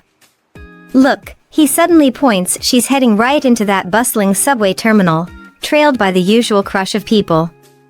Turning to Hyunshin, Jaeun questions what their move should be. Without hesitation, Hyunshin slips on a pair of shades and growls for them to follow her in. The devilish crew hovers uncertainly at the underground terminal's entrance. They've never actually braved the human realm's subterranean transit system before. Jaeun discreetly passes Jongwon a face mask to conceal his unnaturally stunning visage as the cocksure Hyunshin takes point, leading them brazenly down into the bustling station. Once they descend onto the chaotic platforms, the immortals can't help gaping in surprise at the sheer enormity of this underground labyrinth. Jaeun hisses at them to quit rubbernecking and locate their wayward charge already. But Muyun balks. How are they meant to pick out one measly human in this seething sea of souls? Before the words have fully left his mouth, they all prick up at the familiar sound of Ayane's voice over the din, rapidly moving towards the closest train. Springing into action, they barrel through the crowds, only to careen against the safety barriers, nearly appending themselves. As Jongwon snarls and makes to simply batter them down, Hyunshin calmly swipes some flat card thingy, waltzing through the gates undeterred. The others swarm him demandingly. Where did he acquire such a pass? He simply jerks a thumb towards the unmanned kiosks nearby. They jostle to crowd the machines, bickering amongst themselves over obtaining the accursed transit cards before the next announcement blares that the train is departing shortly. Spotting Ina duck onto the waiting car at the last second, the crew hurtles themselves bodily through the closing doors, nearly appending a cluster of disgruntled patrons in the process as they all sigh in relief at making it aboard. No sooner have they exhaled than the strange stares begin. Muyun shoots a sidelong glance at Jongwon, double-checking his mask remains firmly in place before realizing the problem is Jaeun openly exuding his tantalizing pheromones unchecked. Without ceremony, Jongwon boots the demon clear off at the very next stop, hollering that he'll message the address when they get there as the doors whisk shut. Settling in for the jolting commute, Bitten helpfully advises everyone to mind their powers while surrounded by so many tempting mortals. But his low, gravelly tones only succeed in unconsciously bewitching a cluster of female passengers, who immediately turn glazed, rapturous eyes his way.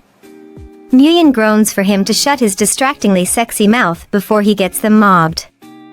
But the very second he turns back, the violent swaying of the train causes Muyun to stumble into a nearby passenger, inadvertently brushing their skin as the human's expression goes slack and dazed under the power of Muyun's caress.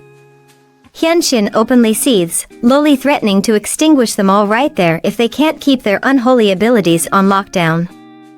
Ayane's path carries them to a trendy corner eatery where she disappears inside, prompting Bitten to quickly text Jaeun their location. While Jongwon and Muyun scan the cramped interior, desperately trying to make out her mystery man's face, Bitten ponders whether they ought to attempt infiltrating too. Hyunshin grunts in the affirmative. In they go. It's not long before Jaeun comes sauntering up, taking one look at their profoundly dejected expressions before quirking a brow. Following their embittered eyeline, his gaze lands on the chubby, bespectacled little man sharing Ayane's table, and he instantly gets it. Jongwon sneers that this loser hardly seems Ayane's type based on their intelligence, while Muyun outright declares him utterly unfit for her, more like an uncle than a paramour. As the peanut gallery ramps up their blistering assessments, Jaeun simply surveys the lukewarm interaction quietly. Doesn't seem like Romeo over there has much care for Ina beyond the professional anyway, he points out shrewdly. Look how detached and shop-talky their whole exchange is. Just then, Hyunshin abruptly turns on his heel to go, prompting Jongwon to protest leaving so soon. Yes, Hyunshin retorts acerbically, would they prefer joining the lovebirds for a double date instead? He stalks towards the exit, only to freeze as Ina's sad sack companion pipes up about scheduling her breast augmentation procedure. All eyes cut immediately to Hyunshin as the immortal's irises bleed to crimson. The second that bombshell drops, Muyun and Jongwon are on their feet, hackles raised as if scenting a fight. Jaeun instantly clamps a restraining hand on Muyun's arm, demanding to know just what crazy stunt he's contemplating pulling. Muyun snarls that he's going to beat that smarmy little prick within an inch of his life. But before he can so much as twitch, Hyunshin has already blurred past in a thunderous rage. Inside the cozy eatery, Ina is patiently attempting to explain her inability to book that procedure to her perplexed companion, when a sudden furry presence startles her into silence. A stray cat has materialized out of nowhere, winding itself insistently around her ankles until she bends to scoop it into her arms. Her hapless dinner partner drones on obliviously, utterly missing the incensed surgeon now looming over his shoulder like the angel of death. Hyunshin's hand is already upraised to strike when the words finally penetrate his crimson haze, better for publication when the model's outfits fit properly. He freezes, fractionally relaxing as the insinuation sinks in with dawning comprehension. The group collectively releases the breaths they'd been holding as Ina glances up, clearly startled by the entire demonic entourage's presence. As the shock ebbs, her merely professional date calmly extracts his business card, introducing himself as Na Siyun fashion magazine editor and Ina's occasional creative collaborator. Muyun cuts Ina an accusatory look. Is this really her side gig then, modeling risque outfits?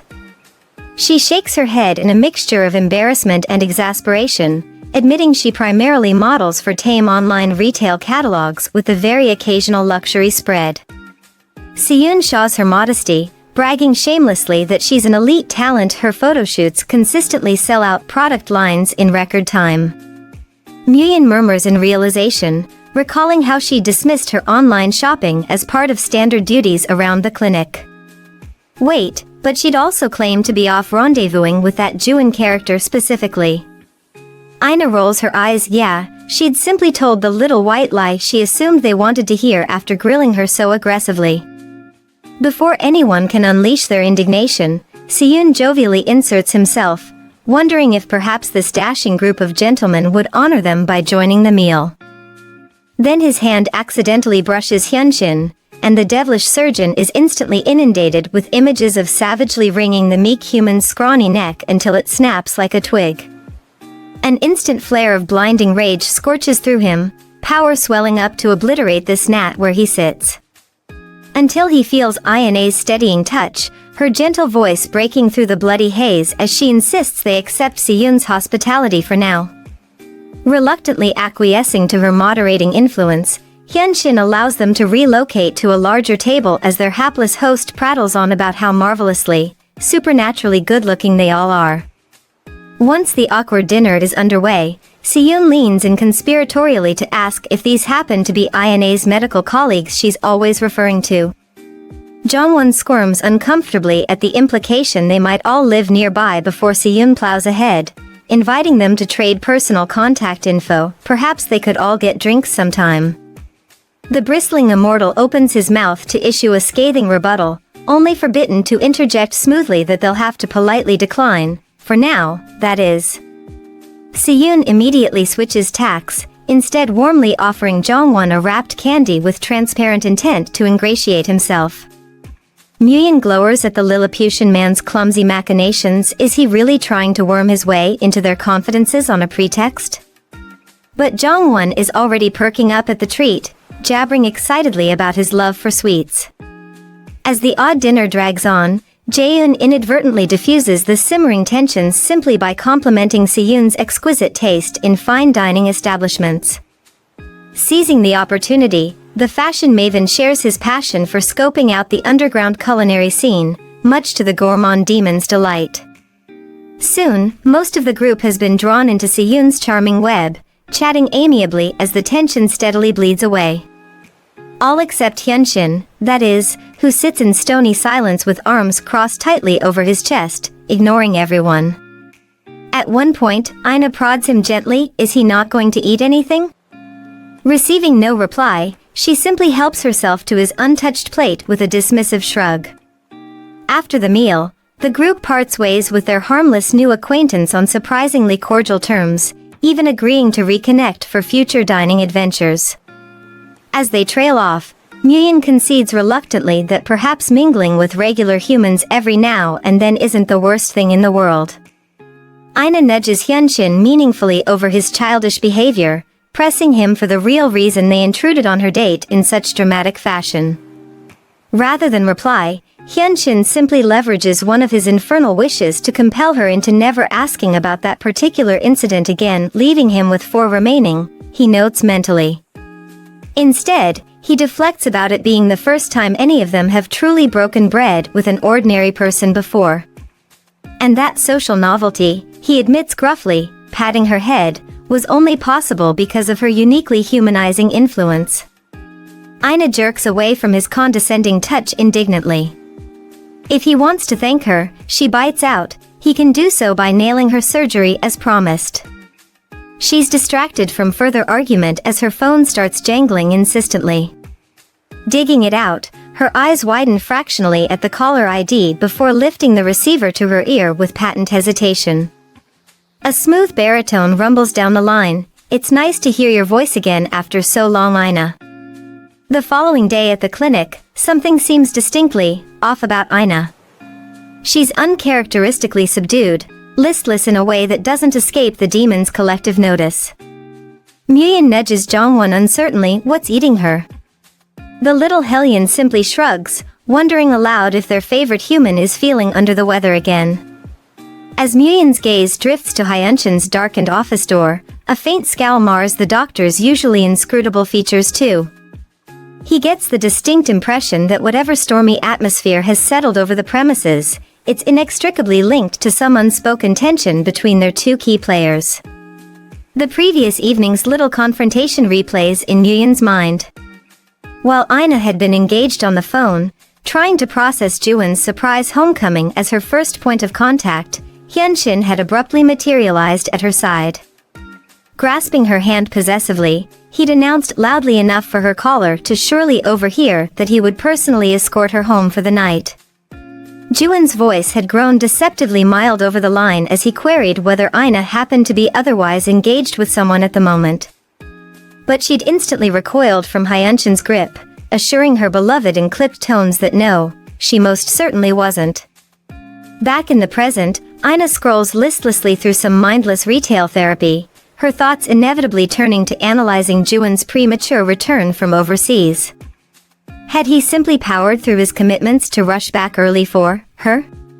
She ponders briefly about maybe reopening that fraught surgery discussion with Hyunshin again.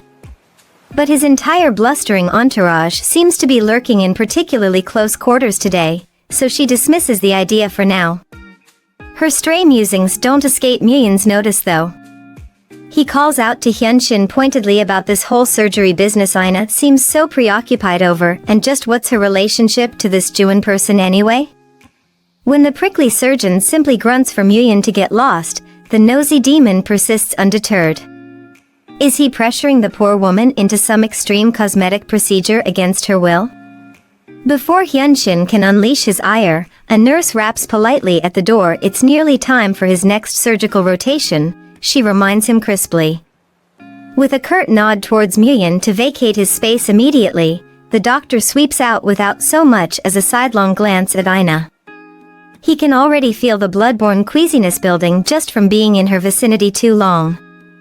But once ensconced in the sterile operating theater, no matter how hard Hyunshin concentrates on their recent hand-holding encounter, he can't seem to recapture its miraculous immunizing effects. As the initial incision splits the patient's tender flesh, a queasy, overpowering reek of viscera assaults him. His skilled hands start trembling violently, nearly botching the crucial first slice. In desperation, he urgently waves over a nurse to summon Ayane's presence immediately. When she tentatively appears in the OR's doorway, squinting against the dim lighting, Hyunshin barks for her to stay back. Absolutely do not enter, he growls in a strangled rasp. From her vantage in the brightly lit hallway, all Aina can discern is his silhouette utterly motionless except for the slight, jerky tremors racking his shadowy form. She frowns slightly. Is the room always kept so oppressively gloomy during procedures? Leaning in, trying to get a better look, she shivers involuntarily when enough light catches Hyunshin to reveal streaks of blood streaking down his ashen knuckles. When he demands lowly if the sight terrifies her so, Ayane's head shakes minutely in denial.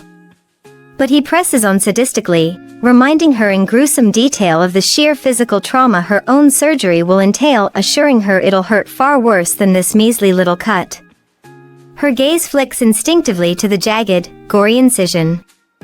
Does she really still desire to be so horrifically mutilated? Aina swallows hard but stills her nerves, jaw setting in stubborn determination. Yes, she confirms steadily, meeting his gaze unflinchingly. She instructs him to slot her onto his calendar for the first available opening, just like he promised all those weeks ago. Hyunshin flashes back to their very first disastrous encounter, how when questioned about her motivations for pursuing such an invasive enhancement, the one name that slipped unbidden through her distracted thoughts was none other than Juin. The following day when Ayane's a no-show, Hyunshin gives her a ring. Has she gone into hiding after his ghoulish operating room behavior, or is she simply running late as usual? He reminds her tersely that she's supposed to give advance notice for tardiness. Except, Aina suddenly recollects she never actually confirmed her schedule prior to yesterday's bizarre episode. Hyunshin curtly orders her in immediately, only for Aina to reveal she's currently stuck on a photoshoot. The earliest she can make it is 2 p.m. He claims to be fully booked straight through, a blatant lie since his 4 o'clock window is conveniently open. But when an assistant calls out for Aina, she frets over what to do. Hyunshin demands her location in clipped tones. Upon arriving at the remote studio space, he calls out brusquely for Aina to meet him curbside. As he waits, idly observing some kids loitering nearby, Aina finally taps on the tinted window to get his attention. Lowering the glass, Hyunshin immediately launches into a diatribe about her unprofessional absence causing this unnecessary trip when she's the one working for him. It's only then that his scathing gaze lands fully on her, fully done up in professional hair, makeup, and an avant-garde outfit that gives him pause. What's with that ridiculous get-up, and why has she straightened her hair? Aina shrugs, explaining it's simply for the job before asking how he likes her new look. Hyunshin eyes her up and down dismissively. The natural Aina suited her far better, in his opinion. Never mind, she waves him off. Since he went to all this trouble, would he like to come inspect the set himself? Hyunshin follows bemusedly as they cross the studio's threshold, only to be met by a sudden hush as every eye turns their way. Flustered whispers and admiring gasps ripple through the crew over the surgeon's striking, unearthly beauty. The photographer calls out irritably for everyone to quit gawking and get back to work, only to freeze as an assistant identifies Hyunshin as Ayane's impossibly gorgeous friend here to observe. In the ensuing chaos, Hyunshin finds himself utterly swarmed by the overeager staff, all vying to get closer and bask in his ethereal presence. One particularly brazen woman even reaches out to caress his chiseled jawline, only to have her hand roughly swatted away as Hyunshin demands just what she thinks she's doing. But the awestruck woman simply gushes dreamily that his jewel-bright eyes have utterly entranced her. As she makes another ill-advised grab, Aina suddenly materializes. Just what does this handsy wench imagine she's playing at? Her sharp tone and Ayane's protective stance between them seems to shake the dazed crew out of their collective stupor. Sheepishly mumbling apologies, they disperse to their stations as Aina turns back with a rueful look. They don't normally behave like that, she assures Hyunshin, clearly embarrassed by their fan-crazed antics. Before he can further interrogate this suspicious job of hers, someone calls out that the main talent is running late. Would Ina mind starting her turn in front of the cameras first? She readily agrees, instructing Hyunshin to hang back and observe. As the photoshoot kicks into high gear, Ina transforms into a consummate professional before his eyes. She nails every pose, every angle the discerning photographer demands with the utmost grace and poise. Hyunshin can't resist studying her form more closely, unexpectedly transfixed by the sheer artistry on display. Until a flicker of movement over Ina's shoulder catches his peripheral vision, another pair of eyes, glowing the same eerie, bloody crimson as his own, and a silken voice crooning huskily that he never knew Ina possessed such impressive social chops alongside her other talents. Her tireless work ethic, the voice marvels as its owner drifts into view, is unmatched. Which is precisely why it never occurred to him that she'd make such unconventional friends. The man's dark, devastating gaze lasers in on Hyunshin with an unmistakably knowing glint as he adds that he could sense what Hyunshin is from the instant he first laid eyes on him that day. So, the lithe figure inquires with deceptive mildness, an infernal smile teasing the corner of his lips, just which demon lord does this exquisite being before him serve? Juin casually remarks this marks his second encounter with a Lucifer, though he'd instantly recognized Hyunshin's infernal nature from the start. As he extends a proffered drink towards the devilish surgeon, Juin's hand betrays the faintest tremble under Hyunshin's smoldering scrutiny. When the beverage goes untouched, Juin arches an inquisitive brow. Is peasant fare beneath such a lofty palate? He wonders idly how this legendary demon first crossed paths with his sweet, unassuming Ina. Surely Hyunshin can't be her romantic partner, unless the attachment is newly formed? Juin probes carefully about the precise nature of their relationship. Hyunshin's lips twist in a faint, inscrutable smile as he counters that he very well could be Ina's lover, if he so desired.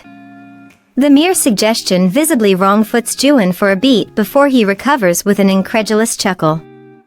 This forbidding, ruthless creature? Hardly seems Ina's customary type.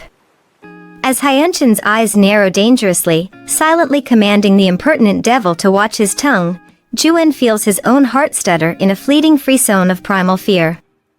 But he refuses to betray his carefully cultivated nonchalance as Hyunshin leans in threateningly close. For someone so brazenly unintimidated by a Lucifer's dread presence, the devilish doctor purrs silkily, Juin must have some powerful patron shielding his insignificant hide. His lethal gaze rakes over Juin appraisingly as he idly notes there are, after all, a mere half-dozen elevated Lucifers in the hierarchy, and this pretty boy doesn't bear the infernal insignia of any such upper echelons Hyunshin's aware of. As if to verify that suspicion, Hyunshin's movements turn predatory, stalking around Juin's trapped form with disturbing focus. When he looms over Juin's vulnerable back, suddenly reaching to part the delicate shell of his ear in search of concealed markings, Juin instinctively tries to flinch away only to find himself bizarrely frozen, muscles locked by some imperceptible force.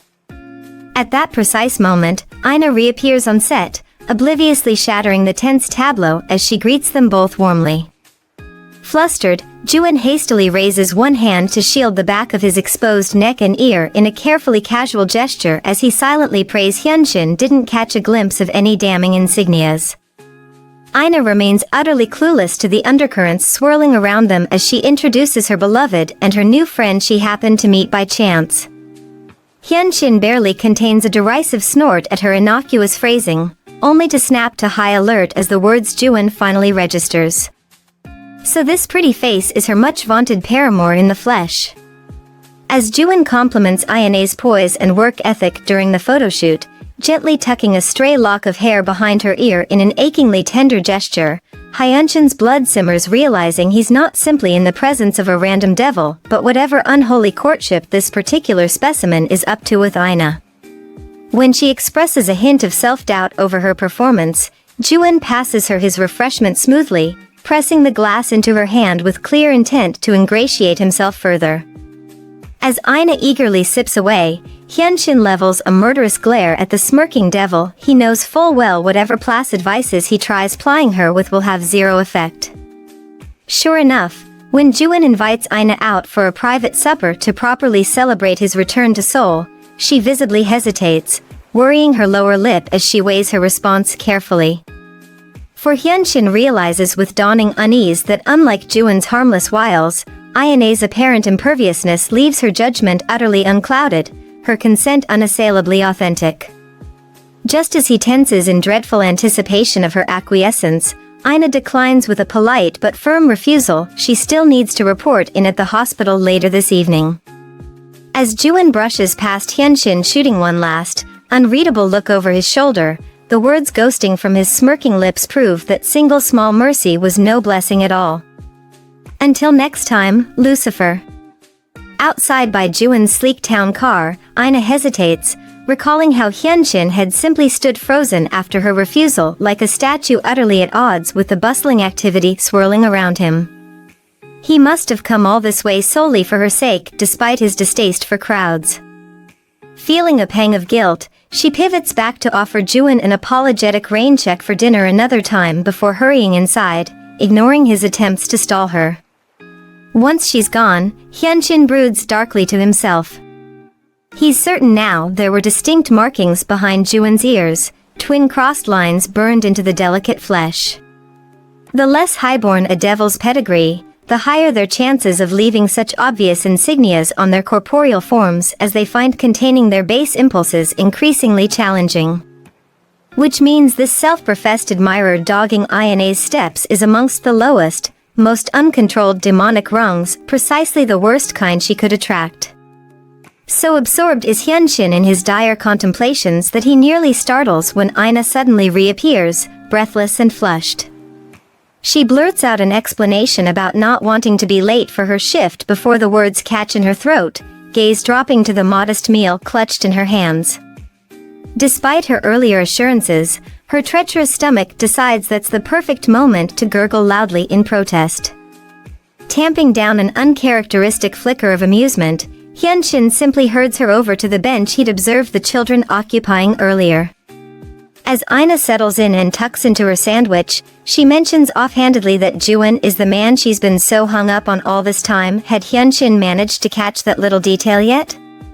She launches unprompted into some background about being orphaned at a tender age and raised solely by her doting grandmother. About how Juin has unfailingly remained by her side since childhood, a steadfast constant in the ever-changing tides of her young life. When Hyunshin probes cautiously if Juin was the one pushing her to pursue such drastic cosmetic enhancements, Ina's vehement denial visibly takes him aback.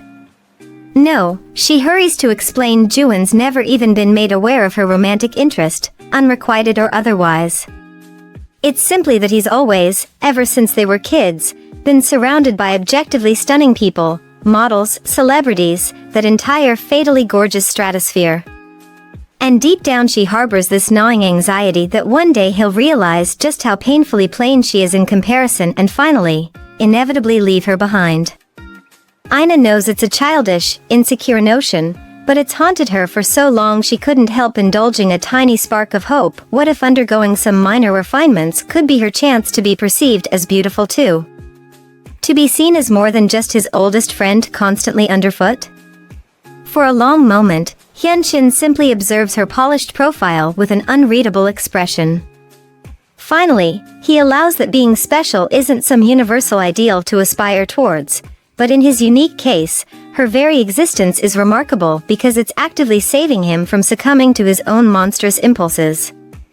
An odd look flickers across his chiseled features as he prods whether she's ever had someone she cherishes the way she so clearly does this Juin character.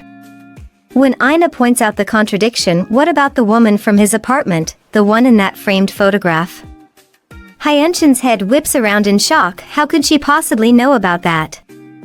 As she stammers an embarrassed apology about not meaning to pry where she shouldn't, he exhales a weary sigh. That was his little sister, he confesses, the sole immediate family he had alongside their late mother after his father passed before Hyunshin's birth. Catching Ina's concerned look, he shakes his head minutely in refusal to say more before abruptly rising and informing her that if she's finished her meager meal, it's high time they took their leave of this place. Later that evening at the hospital, Juwon's sudden, unannounced appearance outside the staff entrance leaves Ina gobsmacked.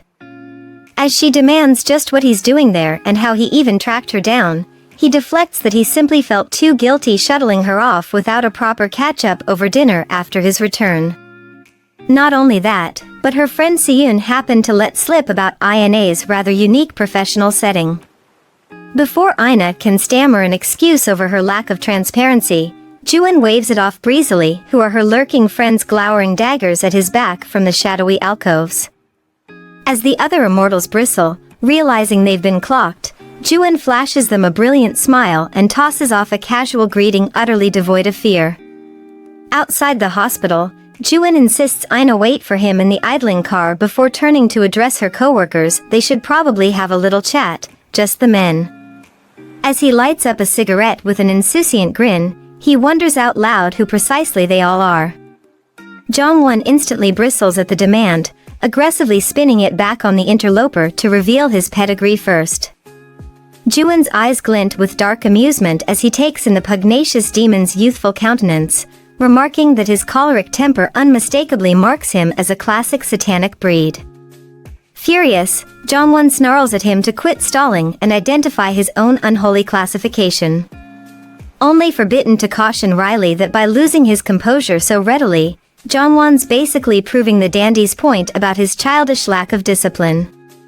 Undeterred, Juwon slopes a meaningful look towards Hyunshin, recognizing him now, the ill-begotten progeny of Lisette, the sixth fallen, who, in defiance of hell's most sacrosanct laws, dared to fall in love with a mortal woman and even bear her whelp before paying the ultimate price. Hyunshin stands revealed as blasphemous proof that one of the exalted Lucifers himself succumbed to weakness in the arms of his human paramour those eons ago. Bitten makes an abortive lunge towards the upstart stranger for daring to mock their tragic history so callously. But Juwon easily evades the clumsy strike, taunting that such reflexive ferocity clearly marks Bitten as one of the envious, wrathful Leviathan caste. Allowing his pointed gaze to linger over the remaining pair, he hazards a guess that the more refined-looking one's aura of pure greed must signify him as a mammon incarnate, leaving his burly cohort to bear the flies and putrescence of a Beelzebub. Smiling coldly as each of the immortals bristles at having their secrets so blithely laid bare, Juwon prompts Hyunshin to take his turn deducing which hellish gene pool birthed this intruder into their midst. When the grim doctor practically spits out Asmodeus, Juwon rewards him with a mock bow of respect. His infernal reputation clearly precedes him. At that inopportune moment, Ina herself emerges from the vehicle, brows knitting in confusion over the suddenly charged atmosphere between her boyfriend and colleagues. Juwon effortlessly deflects her concerns with an airy dismissal about merely cautioning the doctors to keep a close protective eye on their precious employee.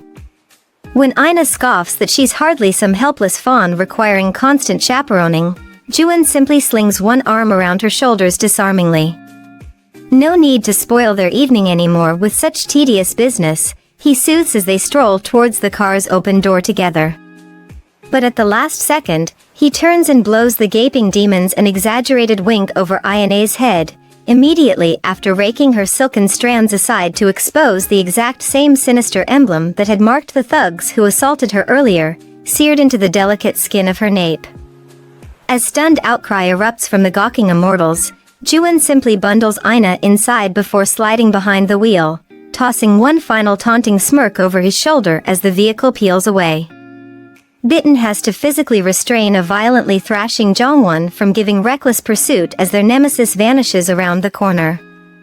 Back at Hyunshin's office, they pore over arcane tomes seeking answers about Juwon's unique marking abilities. Jaeun eventually unearths crucial details: the Asmodean power to brand targets like cattle, searing them with profane insignias denoting their locations which can then be supernaturally traced. The size, shape and prominence of the blasphemous seals vary wildly in accordance with the engraver's demonic pedigree. On the drive across town, Ina chides Juwon for neglecting to give her a heads up about dropping by unannounced, especially at her unconventional place of employment. He disregards her mild scolding about common courtesy, thoughts drifting to the distinctive odor of tobacco smoke now permeating her lovely hair. Catching her grimace over the smell, he cracks the window with a faint chuckle. He always endeavors to arrive precisely when and where he means to, no more nor less. Masterfully deflecting back onto Ina, he prompts updates about her beloved grandmother's health before probing whether money might currently be an issue driving her to take such a taxing side hustle.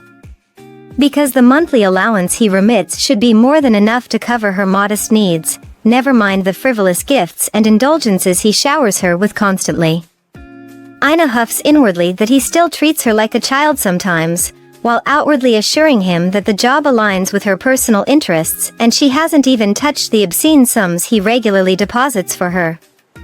Back at the clinic, Nguyen theorizes grimly that Juin unmasked his true diabolic nature because he felt them closing in, threatening his invisible claim over Ina. Jongwon demands to know the ramifications of this marking they seem to have overlooked. According to Jaeun's findings, the second Asmodeus burns their sigil into a body, be it demonic or human, the cursed target's whereabouts become supernaturally visible to the engraver alone, while their insatiable lusts grow ever more ravenous until the hapless prey is located and devoured. Among their infernal hierarchy, the Priapic Asmodeans rank a lowly fourth out of the 7 demonic castes.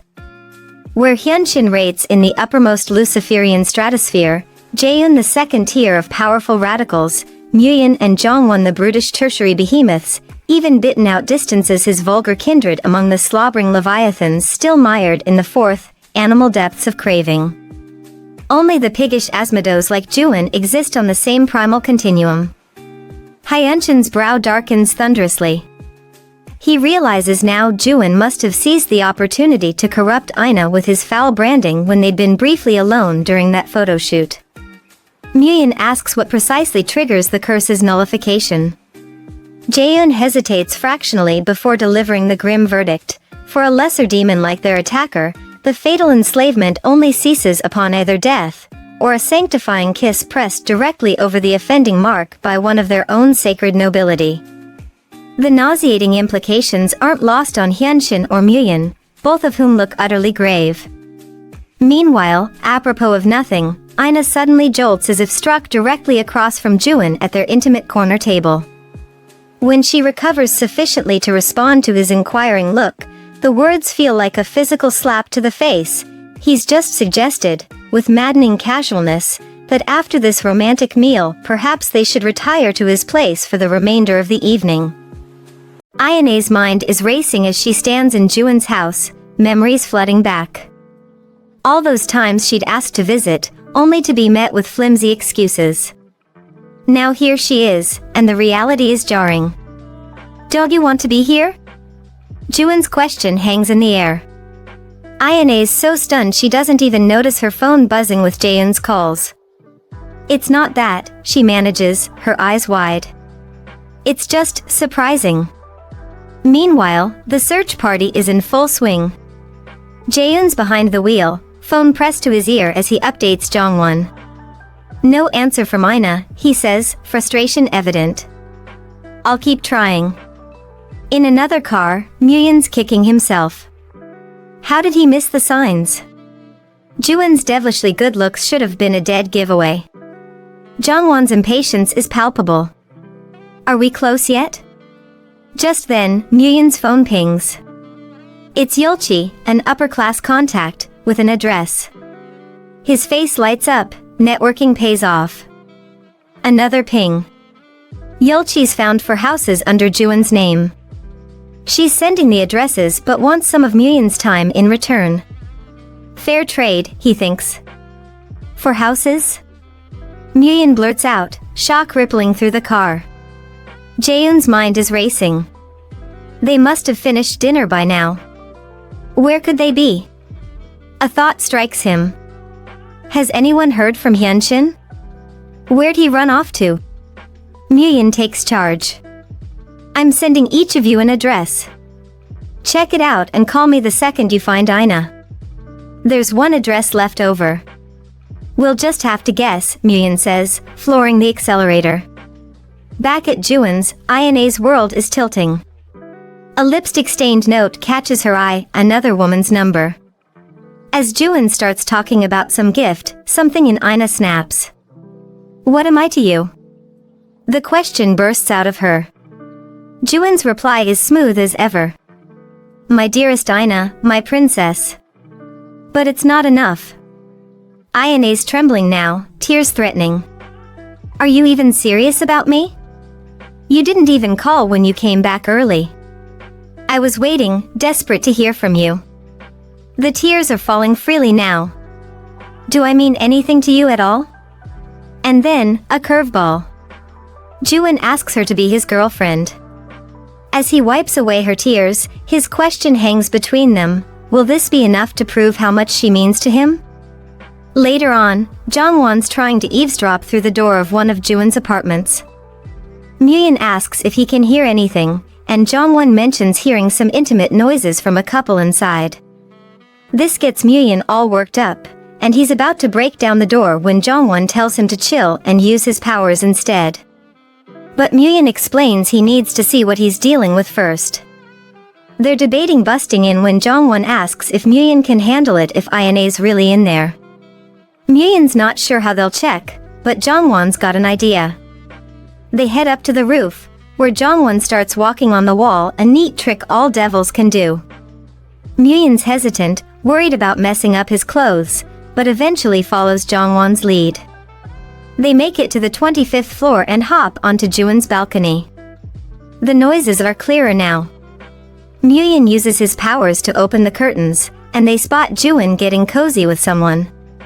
They can only see her back, but it looks like Ina. They're shocked, but Juin notices them and acknowledges their presence.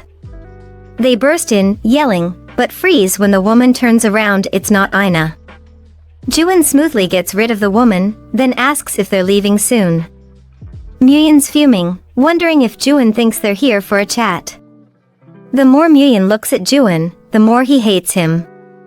He's starting to think this might be why he wants that surgery now.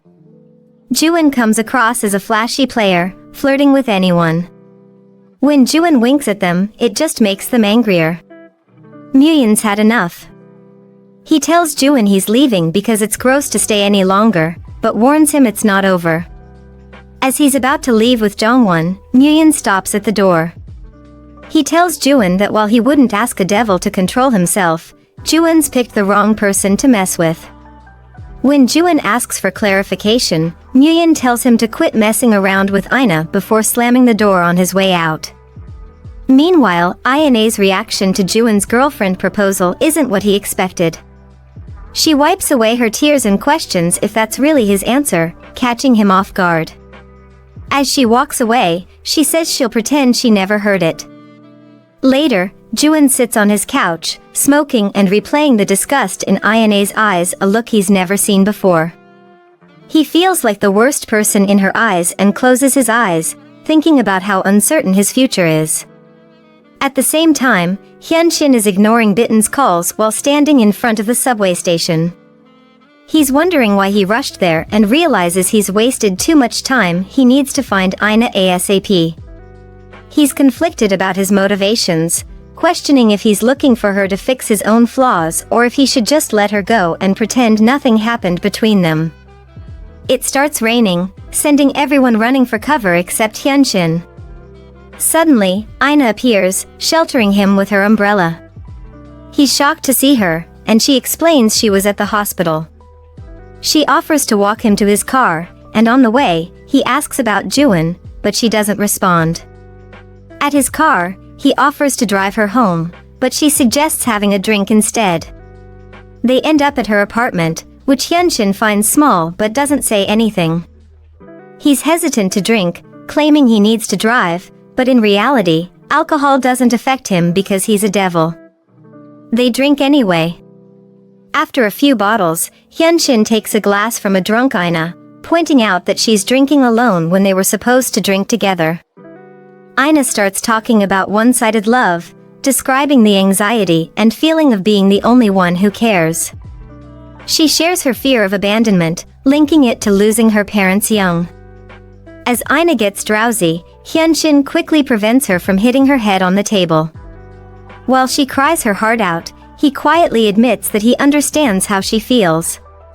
Jaeun's chilling outside Ayane's place, nose in a book, when Muyun and Jongwon show up, all excited about Ina being found. Jaeun shushes them quick. They peek into Ina's room where she's out cold. Inside, they're checking out the mark on Ina, still there. Muyun spots Bitten knocked out next to Ina, realizing it's been a while since he's seen Bitten's dream control thing in action. Bitten's got this wild ability to mess with people's imaginations and dreams. It's pretty powerful, playing on people's fears and all, but it's got its downsides. Bitten's gotta be asleep to use it, and sometimes he can't wake up on his own. Only Hyunshin, the big boss Lucifer, can snap him out of it. Muyun's freaking out when he hears Bitten's been under for 40 minutes. Hyunshin gives Bitten a mental nudge to wake up. Bitten comes to, saying Ina won't be having any nightmares about recent events. Hyunshin's pleased and takes Muyun with him. They pop up on Juin's balcony, catching him off guard. Juin makes a crack about finishing what they started earlier. Muyun's not having it and smashes Juin's fancy sofas into the wall. Hyunshin casually fixes them, offering to do it as many times as Juin wants. Juin's intrigued by Hyunshin's powers, having heard about his ability to create or make anything he can think up. He wonders if that's how Hyunshin got Ina. Bad move. Muyun slams Juin's head against the wall, warning him to keep Ina's name out of his mouth. He then accuses Juin of hiring someone to stalk Ina, which confuses Juin. Hyunshin explains his power can create and destroy anything he imagines, with some limits. To demonstrate, he starts squeezing Juin's heart, saying he could destroy it faster than it could heal. Juin's in agony, feeling like his heart's about to burst, and collapses to the floor. Hyunshin warns Juin to keep his hands off Ina, saying he'll let him live for now. Surprisingly, Juin stubbornly refuses. Hyunshin's confused, telling Juin to feed his hunger from the mark using other humans. He points out that Juin's species can satisfy their lust with anyone, wondering if it's hard for him to hold back because he's an Asmodeus. Hyunshin squeezes Juin's heart harder, making him yell in pain. Muyun asks if Hyunshin's really gonna kill Juin. Hyunshin remembers Bitten's warning not to end Juin's life, so he gives Juin's heart one last squeeze before letting go. Juin coughs in relief as Hyunshin heads for the door. Juin, in a weird twist, asks Hyunshin to kill him, saying life's getting boring anyway. Hyunshin grits his teeth, warning Juin not to push him, and says he's not keeping him alive for Juin's sake before walking out. Juin's left lying helplessly on the floor. Next morning, Juin shows up at Hyunshin's office all chipper, surprising everyone. They thought they'd made themselves clear the day before. Juin's there to give Ina a ticket to Seoul Fashion Week. Since Ina's not in yet, Juin leaves the ticket on Hyunshin's desk, asking him to pass it along. After Juin leaves, Muyun calls him creepy, admitting his only redeeming quality is his looks. They check out the ticket, wondering if Juin's trying to ask Ina on a date. Bitten shows them an article about Juin being in the fashion show finale. Jongwon's angry that Juin's getting serious about Ina. Bitten asks Hyunshin if he's gonna give Ina the ticket. Muyun yells that of course they won't, saying Juin's clearly making a move on Ina. Bitten points out Juin will probably invite Ina himself anyway. Muyun insists they're not giving her the ticket, then asks Hyunshin what he thinks. Hyunshin stays quiet, leaving them all wondering what he'll do. Ina shows up at the office after everyone's gone. Hyunshin casually hands her the ticket, saying someone asked him to pass it on. She realizes Juin must have been there and thinks it'll be awkward seeing him after how things went down. She thanks Hyunshin, and as she's about to head to her office, he gives her some hangover medicine, mentioning she drank a lot last night. She thanks him again. Later, Ina's at the fashion show venue early, just taking in all the prep work. Juin surprises her, showing off his runway outfit and asking what she thinks.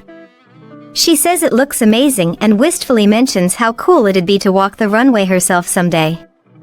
Juin's about to tell her something when they're interrupted by a commotion. Ina turns to see the doctors arguing about whether they're in the right place. Jaeun tries to shush the guys, but Ina points out they've already drawn attention. She asks why they're all there, and Muyun claims they just happened to get tickets. Ina notices they're reeking of perfume, especially Jaeun. They say they took the day off work. Juwon starts laughing when Hyunshin walks in, saying they really all came. Suddenly, the designer spots Muyun and rushes over. Muyun thanks him for the last-minute tickets. The designer's blown away by how good-looking Muyun's friends are, wishing he'd known about them earlier to have them model. Juwon suggests putting them in the show for real. Muyun's thinking Juwon's lost it, knowing this could cause major trouble. The designer's loving the idea. Juwon drops a bombshell, they're already in the news as new rookie models for the show. Muyun checks his phone, shocked to see they've gone viral. Juwon points out that if they don't walk, they'll ruin the show and all the work that went into it. They all notice Ina thinking she can't let Juwon's show be ruined. Hyunshin surprises everyone by saying they should do it, but only him. The designer's thrilled, Ina's shocked. But Hyunshin's got a condition. Ina's hanging out in the waiting room when the guys come out of Hyunshin's dressing room. She asks how he's doing, and Muyun jokes that he's not good, he's become too handsome.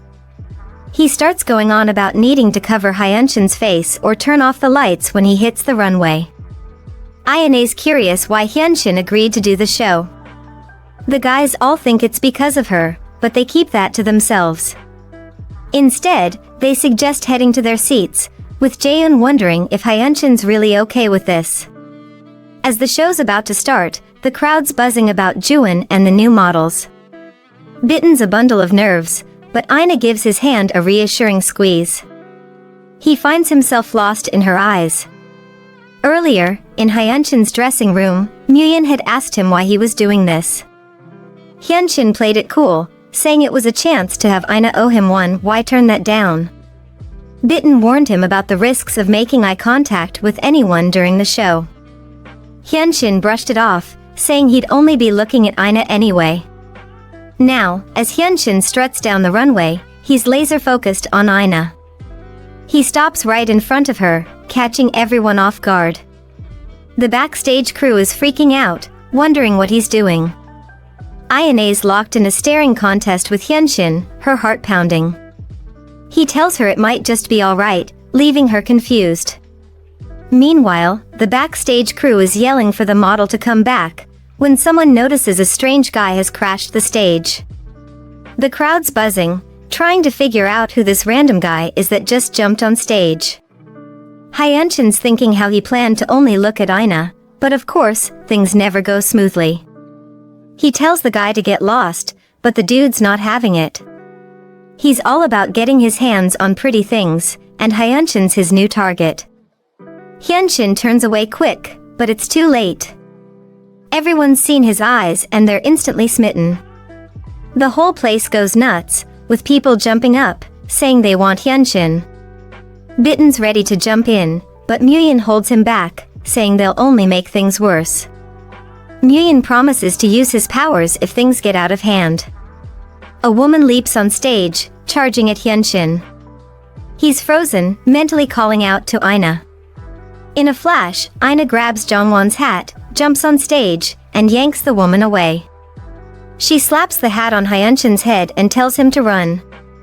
As they bolt, the other demons spring into action. Bitten's working his charm, Jongwon's ditched his mask, and Muyun's peeled off his gloves. They're distracting the crowd, who are now all over them. Jaeun's keeping an eye on the exit, hoping Ina's taking care of Hyunshin. Meanwhile, the designer and Juwon are watching this circus unfold, totally confused. Outside, Ina's checking if Hyunshin's okay, but he's not answering. He's shaking with anger, his eyes turning red, veins popping out. Streetlights shatter and the ground starts cracking. Suddenly, he calms down and notices Ina holding him, with glass from the light sticking out of her arm. He's shocked, calling her name. She brushes off her injury, more concerned about him. Then, she collapses against his chest, passing out. Hyunshin's just patched up Ina, who's knocked out in his arms. He's glad she'll heal, but he's kicking himself for putting her in harm's way. His plan backfired big time. Juin storms in, losing it when he sees Ina hurt. He tries to order Hyunshin around, but Hyunshin's not having it. He tells Juin to chill, saying Ina will be fine. Juin's so relieved he gets all teary-eyed. Hyunshin's wondering why Juin marked Ina if he's so worried about her. Juin spills the beans. He marked her way back in high school. Turns out, Ina used to come home late from classes, and her grandma was always freaking out. So Juin marked her to keep tabs on her. This hits Hyunshin like a ton of bricks. He's always thought Asmodeus demons couldn't help themselves once they marked someone. He remembers telling Juin his kind could get their kicks with anyone. Now he's realizing INA's not just another conquest for Juin. Juin's curious why INA's working at Hyunshin's hospital. When Hyunshin says it's because of him, Juin's thrown for a loop. Hyunshin explains he heard Juin was dating hot women, figuring Ina would get the message. Juin swears he never meant to imply anything, saying he knew Ina was insecure but had no clue she'd go to such lengths. Hyunshin cuts to the chase and asks Juin straight up if he actually gives a damn about Ina. Ina wakes up in the hospital to Juin's voice. She asks about Dr. Park, and Juin says he'll be there soon. As he's leaving, he tells her he never wanted her to get any surgery. Hyunshin shows up, checking on Ina. She's all cheerful, saying she's fine but might need more time off work. Hyunshin's response is a curveball. He tells her to stop worrying about him, doing things for him, and to not come back to work.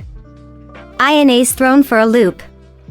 Days later, the hospital's buzzing with news that Dr. Park and Dr. Yu are out for personal reasons.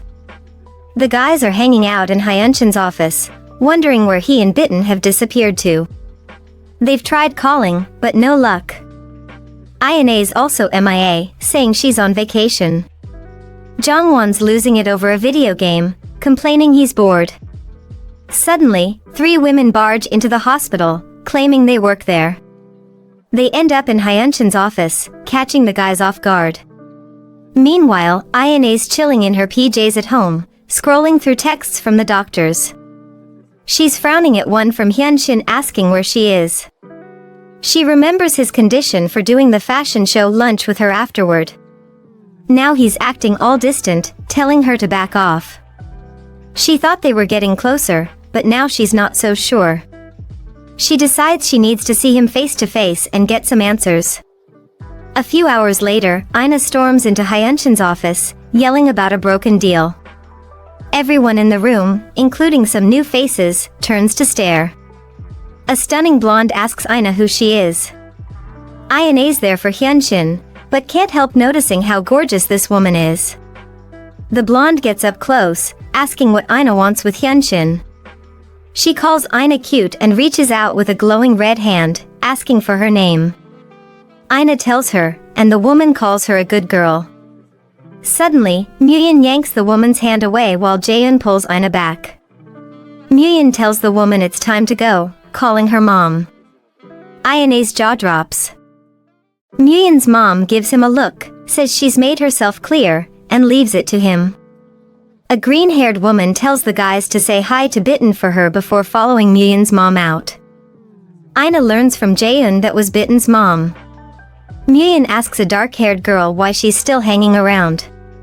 She's Boyeon, from the Mammon species, and says she can't leave yet. Muyin tries to shush her, but she slaps his hand away. She's got nowhere to go and plans to crash at his place. Muyin thinks she's lost it.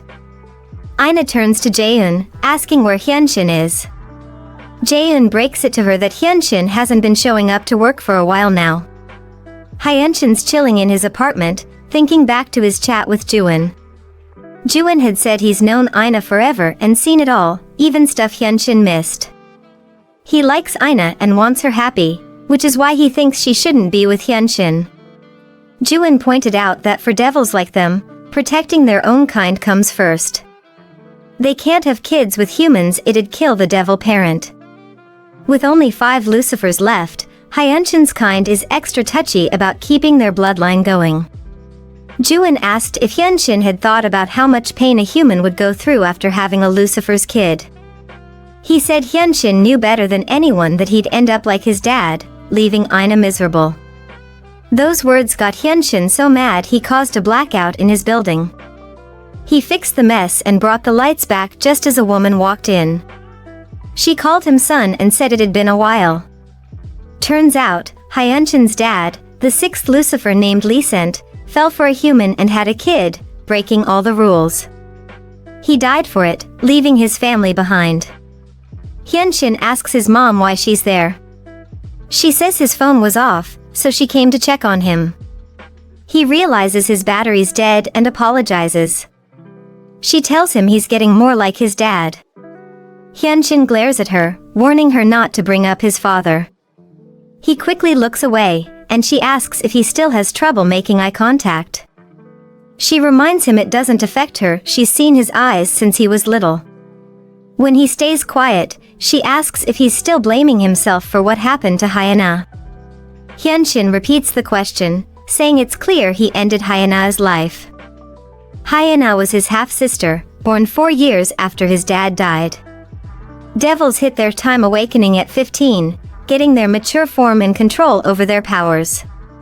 But Hyunshin was late to the party, with no powers or seduction skills. His mom wasn't sure whether to raise him as a human or a devil. Hyunshin made the call, saying he wanted to go to school. His mom worried she was being selfish, but he assured her he'd be fine. At school, everyone was blown away by how good-looking Hyunshin was. They thought he might be famous. Even the guys were crushing on him. He always turned down invites to hang out, which only made people more interested. He was getting attention without even trying. It seemed like his mom worried for nothing. One day, Hyuna brought Hyunshin his sports uniform at school. She told him she'd be out for dinner, and he should let their mom know. His classmates were curious about her, noticing how gorgeous she was too. One creepy girl asked if being siblings meant they ate and slept together. Later, Hyunshin's mom asked if anything weird happened at school. He said no, reminding her not to worry. That evening, Hyuna came home earlier than expected, checking her phone with someone named Jua, a name Hyunshin didn't recognize. Earlier at school, Jua had explained to Hyuna how she got a crush on Hyunshin. She asked Hyuna for help, and Hyuna reluctantly agreed. Out of the blue, Hyuna asks Hyunshin if he's got a crush on anyone. He wonders if someone put her up to it. She stammers, then asks if he's made any friends, saying their mom's worried. Hyunshin wonders if they're worried he won't fit in with humans, quickly correcting himself to say other people. Hyuna tells him it doesn't matter if it's a devil or human, as long as he's got someone when he needs them. This makes him smile. He asks if she can be that person, and she jokingly says, "You wish." Next day at school, Hyunshin's walking with a friend when 2 girls start gushing over how hot he is. Suddenly, his eyes turn red, locking onto one girl. She gets all weird, grabs his arm, and yanks him. Hyunshin's friend yells at her, snapping her out of it. She's confused, apologizes, saying she doesn't know what came over her. After school, Hyunshin comes home without his uniform. He tells his mom he tossed it 'cause it got stained, remembering the girl grabbing him. His mom thinks he's grown taller, but he brushes it off. As usual, she asks if anything weird happened. He lies, saying no, and heads to his room with a bruised arm. In his room, he's looking at the bruise when Hyuna calls. He reminds her not to be out late, but she says she's still at school and asks him to come. This surprises him 'cause she doesn't do after-school stuff. He hears someone in the background asking if he's coming. He freaks out, asking who she's with. Hyunshin races to school, finally remembering who Yuha is, that creepy girl who's always staring at him. At school, he follows footprints to the roof under construction, feeling uneasy. He finds Hyuna there, all excited to see him. He immediately puts his jacket on her and tries to rush her out. Hyuna asks where they're going, and Hyunshin says home. She tries to tell him something, but he keeps pushing her to leave. She blurts out it's about Yuha. Hyunshin says he's not interested, but Hyuna explains she's worried about him being alone someday. She's not forcing him to like Yuha, just to give her a chance. Hyunshin sighs and gives in. After waiting a while, Hyuna wonders if Yuha went downstairs. Hyunshin looks around, thinking it's a weird place to meet. He warns Hyuna to stay away from the railings. Suddenly, he hears someone thinking die. He yells at Hyuna to step back, but Yuha shoves her off the roof. Hyuna screams for her brother as she falls. Hyunshin runs down the wall, trying to catch her, but she's falling too fast. Their fingers brush, but she slips away and hits the ground. Hyunshin falls too, hurting himself badly. He calls out to Hyuna, but can't move his legs. He breaks down crying. At Hyuna's funeral, everyone's there except Hyunshin, who's in the hospital. Yuha visits him with flowers. Hyunshin pins her to the door, demanding to know why she did it.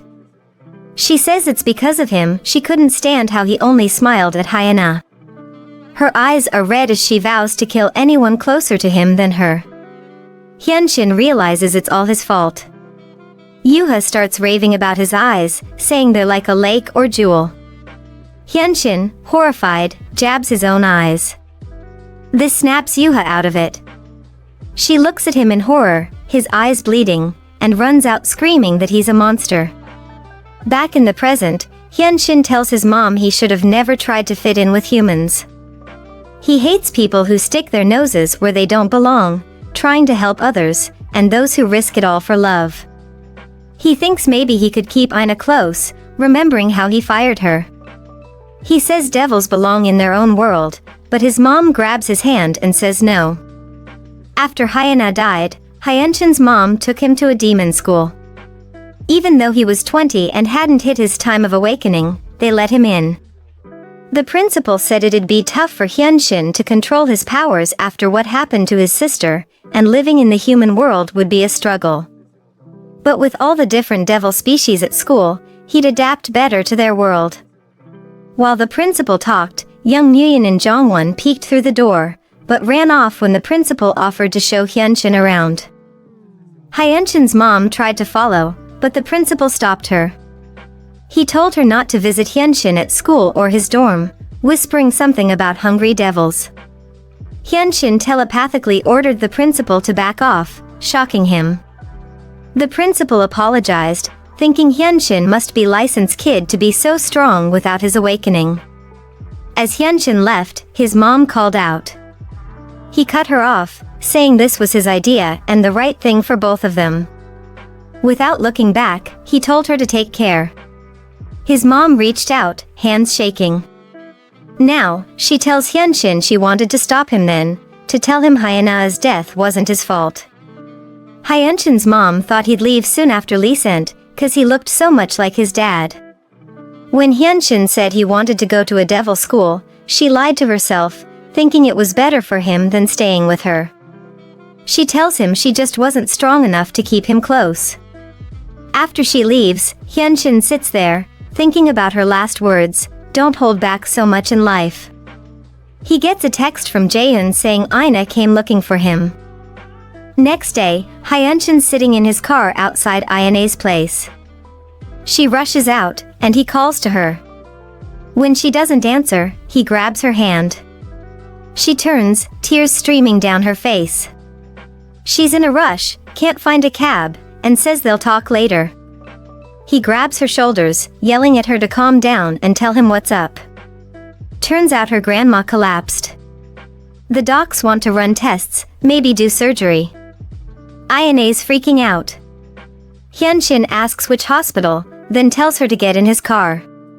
She says she's scared and asks him to hold her hand. He thinks he's been holding back too much when what he wanted was right there. He takes her hand and asks if she needs anything else. As they drive, Ina falls asleep. Hyunshin keeps holding her hand and uses his powers to speed to the hospital.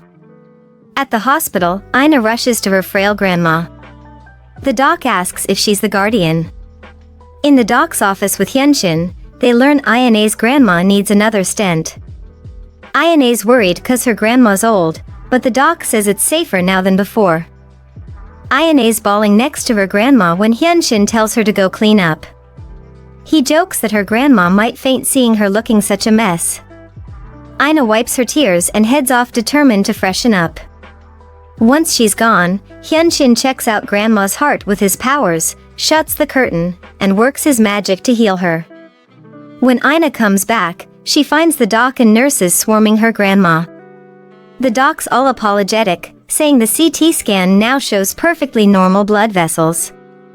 He's never messed up like this before. He's even ready to discharge grandma right away. Grandma's confused about why she's even there, and Aina runs to hug her, crying again. Grandma calls her puppy and tells her everything's okay now. Later, Hyunshin's driving Aina home. He asks why she didn't stick around longer with her grandma. Aina says grandma kept shooing her out, insisting she was fine. Plus, Aina wanted to thank Hyunshin properly. She goes on about how he didn't just give her a ride, but stayed with her, helped with the discharge, and even took grandma home. She figures he probably didn't want to hang around so long, but did it anyway, and she's grateful. Hyunshin's surprised she thinks he wasn't keen on helping. He asks if he looks like some do-gooder who helps even when he doesn't want to. Aina asks why he helped then, but before he can answer, he senses danger coming. A red car zooms past and stops in front of them. He slams on the brakes. Aina yells "Look left," just as another car smashes into them. Aina comes to, sees Hyunshin covered in blood, and freaks out. She touches his face, saying they need to get to the hospital ASAP. Hyunshin wipes blood off Ayane's face, realizing it's his own. He tells her to keep her mouth shut and not swallow anything. A cat jumps on the car window, not one of Jongwon's. Hyunshin senses Satan nearby. Some demon hops out of the red car, calling Hyunshin Lucifer and acting all buddy-buddy. The demon checks his phone, saying they'd already greeted Aina. The crashed car starts honking. The demon admits he offed the driver cause he got caught snooping. Hyunshin spots a mark like the ones on Ayane's attackers, finally getting that Juin wasn't behind it. The demon points at Aina, saying she's gonna die. Ayane's in agony, veins popping, saying she feels like she's on fire. The demon acts shocked, saying it looks like she drank Lucifer's blood. As Hyunshin checks on Aina, the demon says he just dropped by to say hi and zooms off. Suddenly, a white car smashes into the demon's car. The demon doesn't stick around to see who it is. Juin, driving the white car, yells at Hyunshin to get in. At the plastic surgery clinic, Hyunshin and Juin watch over a suffering Aina. Juin explains he noticed Aina was in a weird spot, then saw her text about her grandma. Hyunshin calls him slow, asking if it's cause of his mark on Aina. Juin brushes it off, focusing on Ayane's recovery. He asks Hyunshin if he knows how to heal her. Meanwhile, the other demons, minus Bitten, are racing through traffic to see Aina. Muyin's yelling at Jaeun to drive faster. Muyin tries to use his powers to move cars, but Jaeun tells him to knock it off. Boyin's just chilling, eating chips and complaining she's thirsty. Jaeun asks why Muyin brought her. Muyin says she wouldn't leave, and Boyeon adds she'll go if Muyin does the coming-of-age ceremony with her. Muyin's like, why would I do that with you? He tells Boyeon to zip it cause they're in a rush. She's all, it's the only way to level up, duh. If I miss this chance, who knows how long I'll be stuck like this. Then she asks if he doesn't want to get stronger, wondering if he's never done it before. Meanwhile, at the hospital, Juin's staring at Hyunshin like he's grown 2 heads. Hyunshin just repeats that he's gonna kiss Aina. Back in the car, Boyin's using her powers to munch chips while bugging Muyin about his experience. Muyin flicks her head with his powers, saying she's barely hit puberty. He points out he's old enough to be her uncle, she's way too young. She grumbles that it doesn't matter cause they're all devils. Muyin says he's into older folks. Jaeun pipes up that none of them have done the coming-of-age thing. Jongwon's like, actually, I have, shocking everyone. They ask if he's got a kid, and he's like, yep, a son.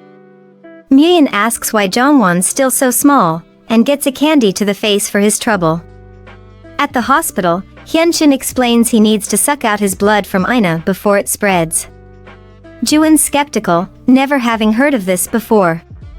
Hyunshin admits he's not sure it'll work, but figures devil blood tries to go back to its source. If that fails, he'll find another way. He's determined to cure her. He tells Juwon to keep watch outside instead of gawking. As Juwon heads out, he asks how Hyunshin's so chill. He figures Lucifers are just built different. Before leaving, he tells Hyunshin to save Ina, no matter what. After Juwon's gone, Hyunshin tells Ina she's gotta pull through now. Devil blood is like poison to humans, and Lucifer's blood is the worst. The devil books don't say squat about how to fix humans who've drunk it. Hyunshin lifts Ina's shirt and sees the blood's reached her stomach. He's gotta move fast.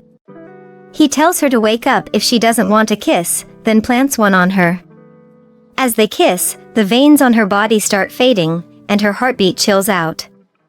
Later, the guys burst in, yelling about Ina. Jaeun spots blood on Hyunshin's shirt. Hyunshin says the poison got pretty deep, so who knows when Ina'll wake up. Muyun's surprised Ina doesn't look like she chugged Lucifer's blood. Hyunshin says he got it out. When Muyun asks how, Hyunshin plays dumb. Jaeun changes the subject, asking about the devil who attacked them. Muyun's like, what kind of idiot devil would mess with a Lucifer? Jongwon's all fired up, saying they should off the devil. Suddenly, Ina pipes up, asking whose life they're ending and who got attacked by a devil. The guys freeze. Ina demands to know what's going on and turns to Hyunshin, asking what exactly he is. Ina's always thought something was off. Hyunshin saying he can't stand blood, all of them acting weird, and the strange stuff that happens around Hyunshin, she'd brushed it off as coincidence. But she overheard Hyunshin talking to that other devil earlier. She points out his injuries are already gone and demands to know what he really is. Everyone clams up for a bit before Muyun and Jongwon make an excuse to bail, dragging Jaeun with them. Hyunshin asks how she's feeling.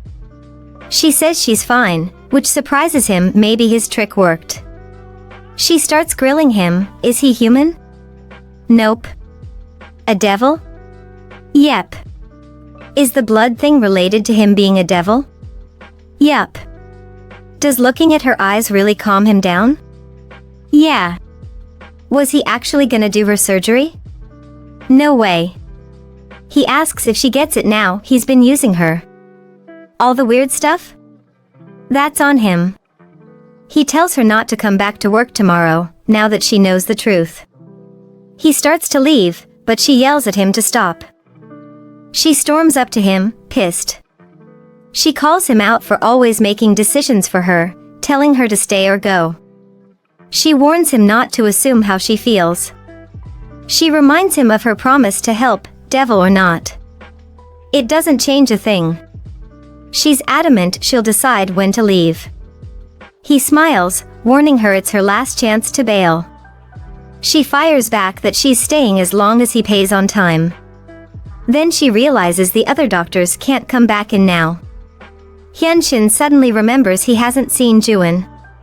He figures Juwon must have split when the others showed up. Meanwhile, in the bathroom, Juwon's watching blood drip from his nose.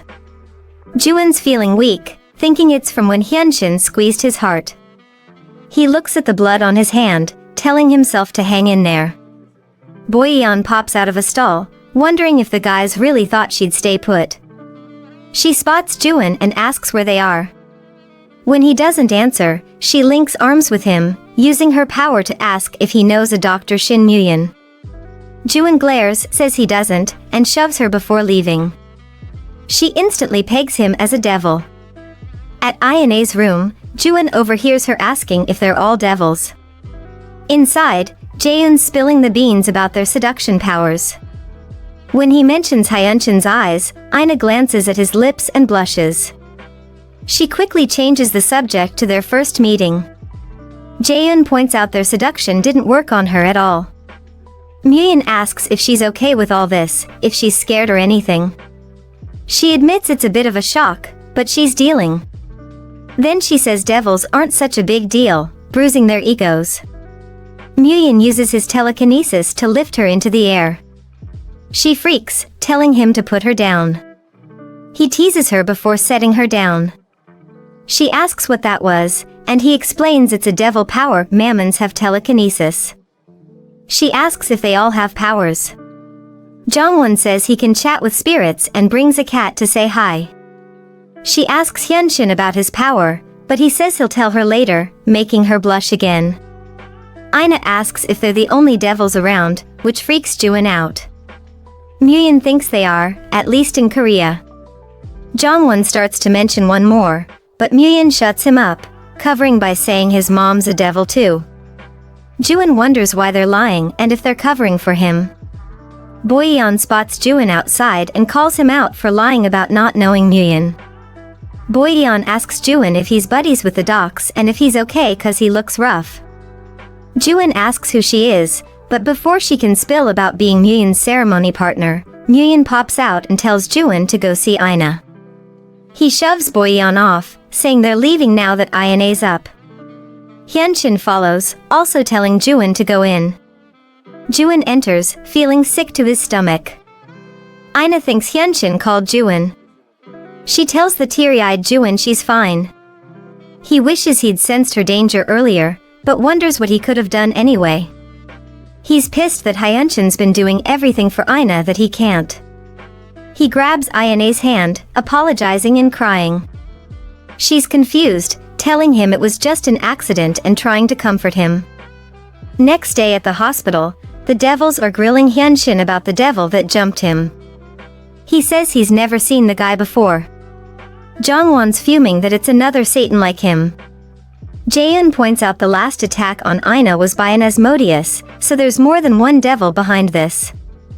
Hyunshin says he told Ina to take the day off. Jaehyun guesses a Lucifer might be involved too, given how many devils are in on it. This ticks Jongwon off even more. He can't figure why a Lucifer would be after Hyunshin. Jaehyun thinks it could be a power play, but he's just guessing. Muyun, quietly sipping blood, figures they'll find the culprits eventually and assumes they're ready for a turf war. Juin, who's been there the whole time, says thanks to Hyunshin's stunt at the fashion show, they're all over social media. He hopes the devils who attacked Hyunshin haven't found out about the hospital yet. Muyun blames the whole mess on Juin. Jaehyun realizes their location's been exposed while they're still clueless about who they're up against. Jaehyun thinks Ina should take more time off, but Hyunshin disagrees. He says pics of Ina hanging with them are already out there, so she's safer at work. He tells Jaehyun to pick her up tomorrow. Meanwhile, Ina's booking it outside the hospital. She's trying to get something she left behind when a bunch of Hyunshin's fans spot her from a fashion show photo. They start chasing her, and she hides in an alley. She's shocked by how scary Hyunshin's fans are and wonders when they formed a fan club. As she's checking if the coast is clear, someone calls her name. It's not a fan, but a devil. He spots Juin's mark on her neck but figures he'll take her anyway. As he grabs her, Ina mentally calls for Hyunshin. The devil carries her off, leaving her hat and bag behind. Back at the hospital, Hyunshin gets a bad feeling and asks Juin to check on Ina. Juin says she was home an hour ago, but now she's near the hospital. Suddenly, she's heading in another direction. Jaehyun tries to calm everyone down and suggest calling her, but Hyunshin's already out the door, telling Juin to lead the way. Jongwon and Muyun follow, with Muyun wondering where Bitten is when they need him. Boyeon tries to tag along, but Muyun pushes her back. She complains their place is empty and asks to stay at theirs. Muyun refuses, warning her not to cause trouble while they're gone. He slams the door in her face. Boyeon sits on the floor, grumbling that Muyun's treating her like a dog. Ina wakes up in some creepy old church, overhearing her kidnappers talking about the doctors having an Asmodeus and complaining about being hungry. She sees Jungdo, the Asmodeus who grabbed her, and Sangmin, a Beelzebub. Sangmin touches the bruise on her neck, fake apologizing for being rough. Ina's confused, wondering where she is and who these guys are.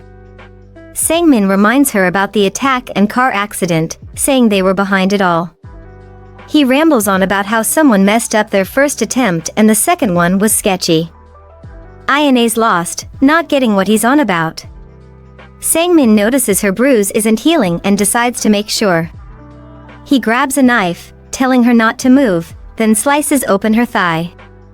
Ina screams in pain. Sangmin watches, saying she's not healing. Ina's freaking out, wondering why they're doing this. Sangmin tells Jungdo they're done and to take her away. But Jungdo's hungry and wants a taste. He kneels in front of Ina, touching her lips. She realizes he's not human, but a devil. Jungdo's like, bingo.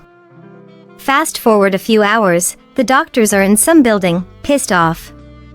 Hyunshin's grilling someone named Sherwon, another Lucifer, who says he's there to kill Ina. Meanwhile, Ina kicks Jungdo away with surprising strength. Her heart's racing. Songmin's shocked, saying she must be a devil too. The walls start cracking, and stones rain down on Sherwon as he tells Hyunshin he's been itching to see him, calling him son of Lee-sent.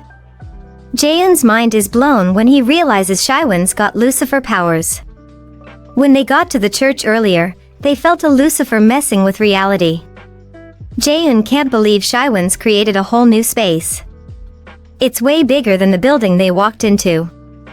Jaeun and Jongwon's powers are useless, and Juwon's no good in a fight, so it's just Hyunshin and Nguyen against Sherwon, who's got different tricks up his sleeve than Hyunshin. Sherwon mocks Nguyen for not having his coming-of-age ritual, saying he won't even be able to touch him. Juwon tries to attack, but Sherwon easily smashes him against the wall, saying he didn't come to fight. Flashback to 12 years ago, on a snowy night, Juwon's bleeding in an alley when Ina's grandma spots him. He's rude, but she mumbles about having an empty room. He follows her home, and she introduces him to Ina as her friend's grandson. Ina buys it, no questions asked. Next day, Ina sees Juwon shirtless after a shower and falls over, embarrassed. She's so flustered she starts banging her fist on the floor, which cracks Juwon up. A few years later, they're closer. Ina shows off her new uniform, asking how she looks. Juwon tells her she's gorgeous and jokes about making her his wife. She blushes, telling him not to say stuff like that because they're family. A few years later, Juwon's bugging Ina while she's reading, saying her name over and over. He asks if she doesn't like him anymore, saying she doesn't seem interested these days. Ina thinks she really likes him, but they're family, and she'd hate to lose him if they broke up. This makes Juwon blush. Back to now, Juwon's on the floor, bleeding out. Jaeun's yelling at him to hang on. Sherwon says Juwon won't last long, then asks Hyunshin who's next. Hyunshin's trying to make the room vanish, but there's always another one behind it. He realizes Shaiwan's creating new rooms while fighting him and Nguyen. He's trying to think of another way out when part of the wall goes see-through. Everyone's staring at it. Shaiwan's surprised Ina's still kicking, saying she must be a devil. Somehow, Ina gets into the room with the others. She asks Sherwon if being a devil means she's got powers too. He shows her a pic of a woman, her mom, then burns it. He asks if they've heard of the 1,000-Year War, one of only 2 wars in Hell's history. He explains about a mixed species, born from a human and the first Lucifer. They were so powerful that other devils feared them and tried to wipe them out, calling it a war. It went on for 1,000 years until Lucifer sacrificed himself to end it. The cause of all this? The Belphegor species. The last Belphegor hid in the human world.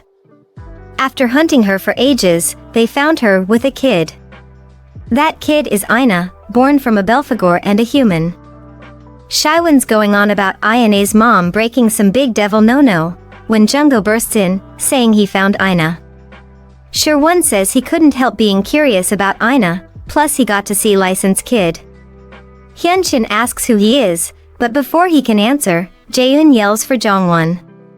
Jongwon then blows this crazy loud whistle, and suddenly one of his cats outside turns into this massive beast called a Dawn. Shaiwan's not even fazed. He snaps his fingers and another Adon shows up to fight Jongwon's. Then Shaiwan's own Satan appears, the guy who caused Hyunshin's accident. Jongwon thinks he looks familiar.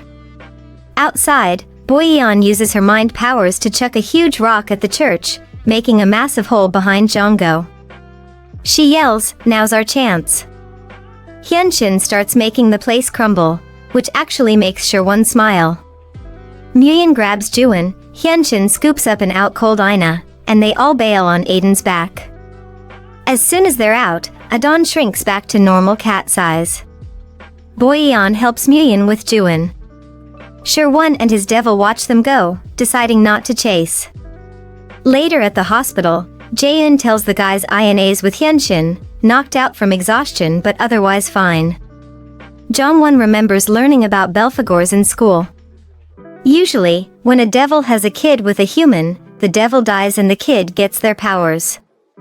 But sometimes, Lucifers and humans make this whole new species called Belphegors. Belphegors are supposed to be bottom-tier devils, but they've got this crazy power called defeasance. They can cancel out anyone they touch, even a devil's thoughts and feelings. Jaeun realizes this is why Hyunshin was cool with blood after looking into Ina's eyes. Muyeon points out Ina can't heal herself quick and probably doesn't even know she's got powers. Jaeun agrees, saying she's like Hyunshin before he hit his devil puberty. Jongwon's worried the other devils might come back, thinking about that other Satan. Jaeun's sure they will, figuring they let them go on purpose this time. Bitten shows up at the hospital looking all fancy. The receptionists don't recognize him at first, then blush like crazy when they do. He heads to Hyunshin's office, and the other docs are shocked by his new look. He asks what he missed. Ina wakes up in a hospital room, crying for her mom. She sees Hyunshin and asks what happened to her and her mom. Hyunshin tells her about his sister dying because of his powers before he could control them. He says he was raised like a normal kid, just like her, even though he's half devil. Ina asks what's gonna happen to her now. Hyunshin promises nothing has to change and vows to protect her. He makes her promise not to run away. Then he drops a bombshell, he wants her to stay at his place. She's about to say no, but he says it's just for now. When she argues about not having clothes, he makes a toothbrush appear out of thin air. He starts conjuring up all sorts of stuff he thinks she might need. He offers his hand, saying she can hold it if she wants. She takes it, saying she'll hold it for a bit. Juin wakes up feeling no pain, then suddenly remembers Ina. He bumps into Muyeon outside, who jokes he thought Juin was dead, he slept so long. Juin grabs Muyeon's shirt, yelling about Ina. Muyeon's like, "Dude, I just saved your butt," but tells him Ina's fine. Juin lets go, shaking with relief. Muyeon asks if he knew Ina was a Belphegor. Juin just asks where she is. When he hears she's with Hyunshin, he freaks out, saying they shouldn't be alone together. Flashback to the day before Bitten vanished, Hyunshin told him to go do his coming-of-age thing. Bitten didn't want to leave, but Hyunshin insisted. Bitten reluctantly agreed, promising to be quick. Back to now, Bitten walks into Hyunshin's office looking all fancy. Hyunshin comments on his new look. Bitten asks where Ina is, but Hyunshin's like, who? The day before, Juin had spilled the beans about Belphegors. They're bottom-tier devils, but with Lucifer blood, they've got crazy strong powers. That's why Lucifers weren't keen on the 1,000-Year War. If Ina hasn't hit her devil puberty yet, who knows how strong she'll get. That morning, when Ina woke up, Hyunshin was heading to work. He looked at her and asked who she was. Bitten finds Ina in the waiting room. He introduces himself, just in case she doesn't recognize his new look. She tells him Hyunshin's forgotten her and asks if it's devil-related.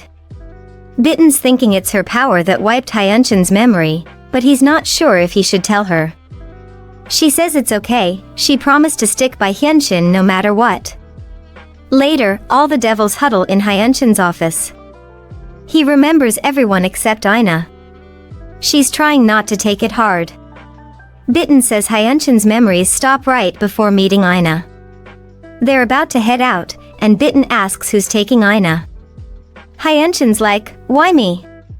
Jaeun explains it's too risky to leave Aina alone. Hyunshin suggests Jaeun take her, but Aina yells no, and insists on going with Hyunshin. At Hyunshin's place, Ina's just standing there, staring. He asks what she's doing, and she reminds him about the slippers from last time. He's thinking, no way I brought her home before. He tells her to sort herself out. As she walks in, her stomach growls. She peeks into his room while he's changing, asking for food and blushing at his body. He's confused why he'd have food, and she asks if he can use his power. This surprises him. Before he can ask how she knows, her stomach growls again. He makes food appear, which makes her happy. After she eats, he grills her with questions. Who is she? How do the guys know her? Why's she been here before? How does she know him? What are they? She thinks about all their moments together, wondering if they're doctor and patient, boss and employee. Then she remembers the flirty stuff and the kiss.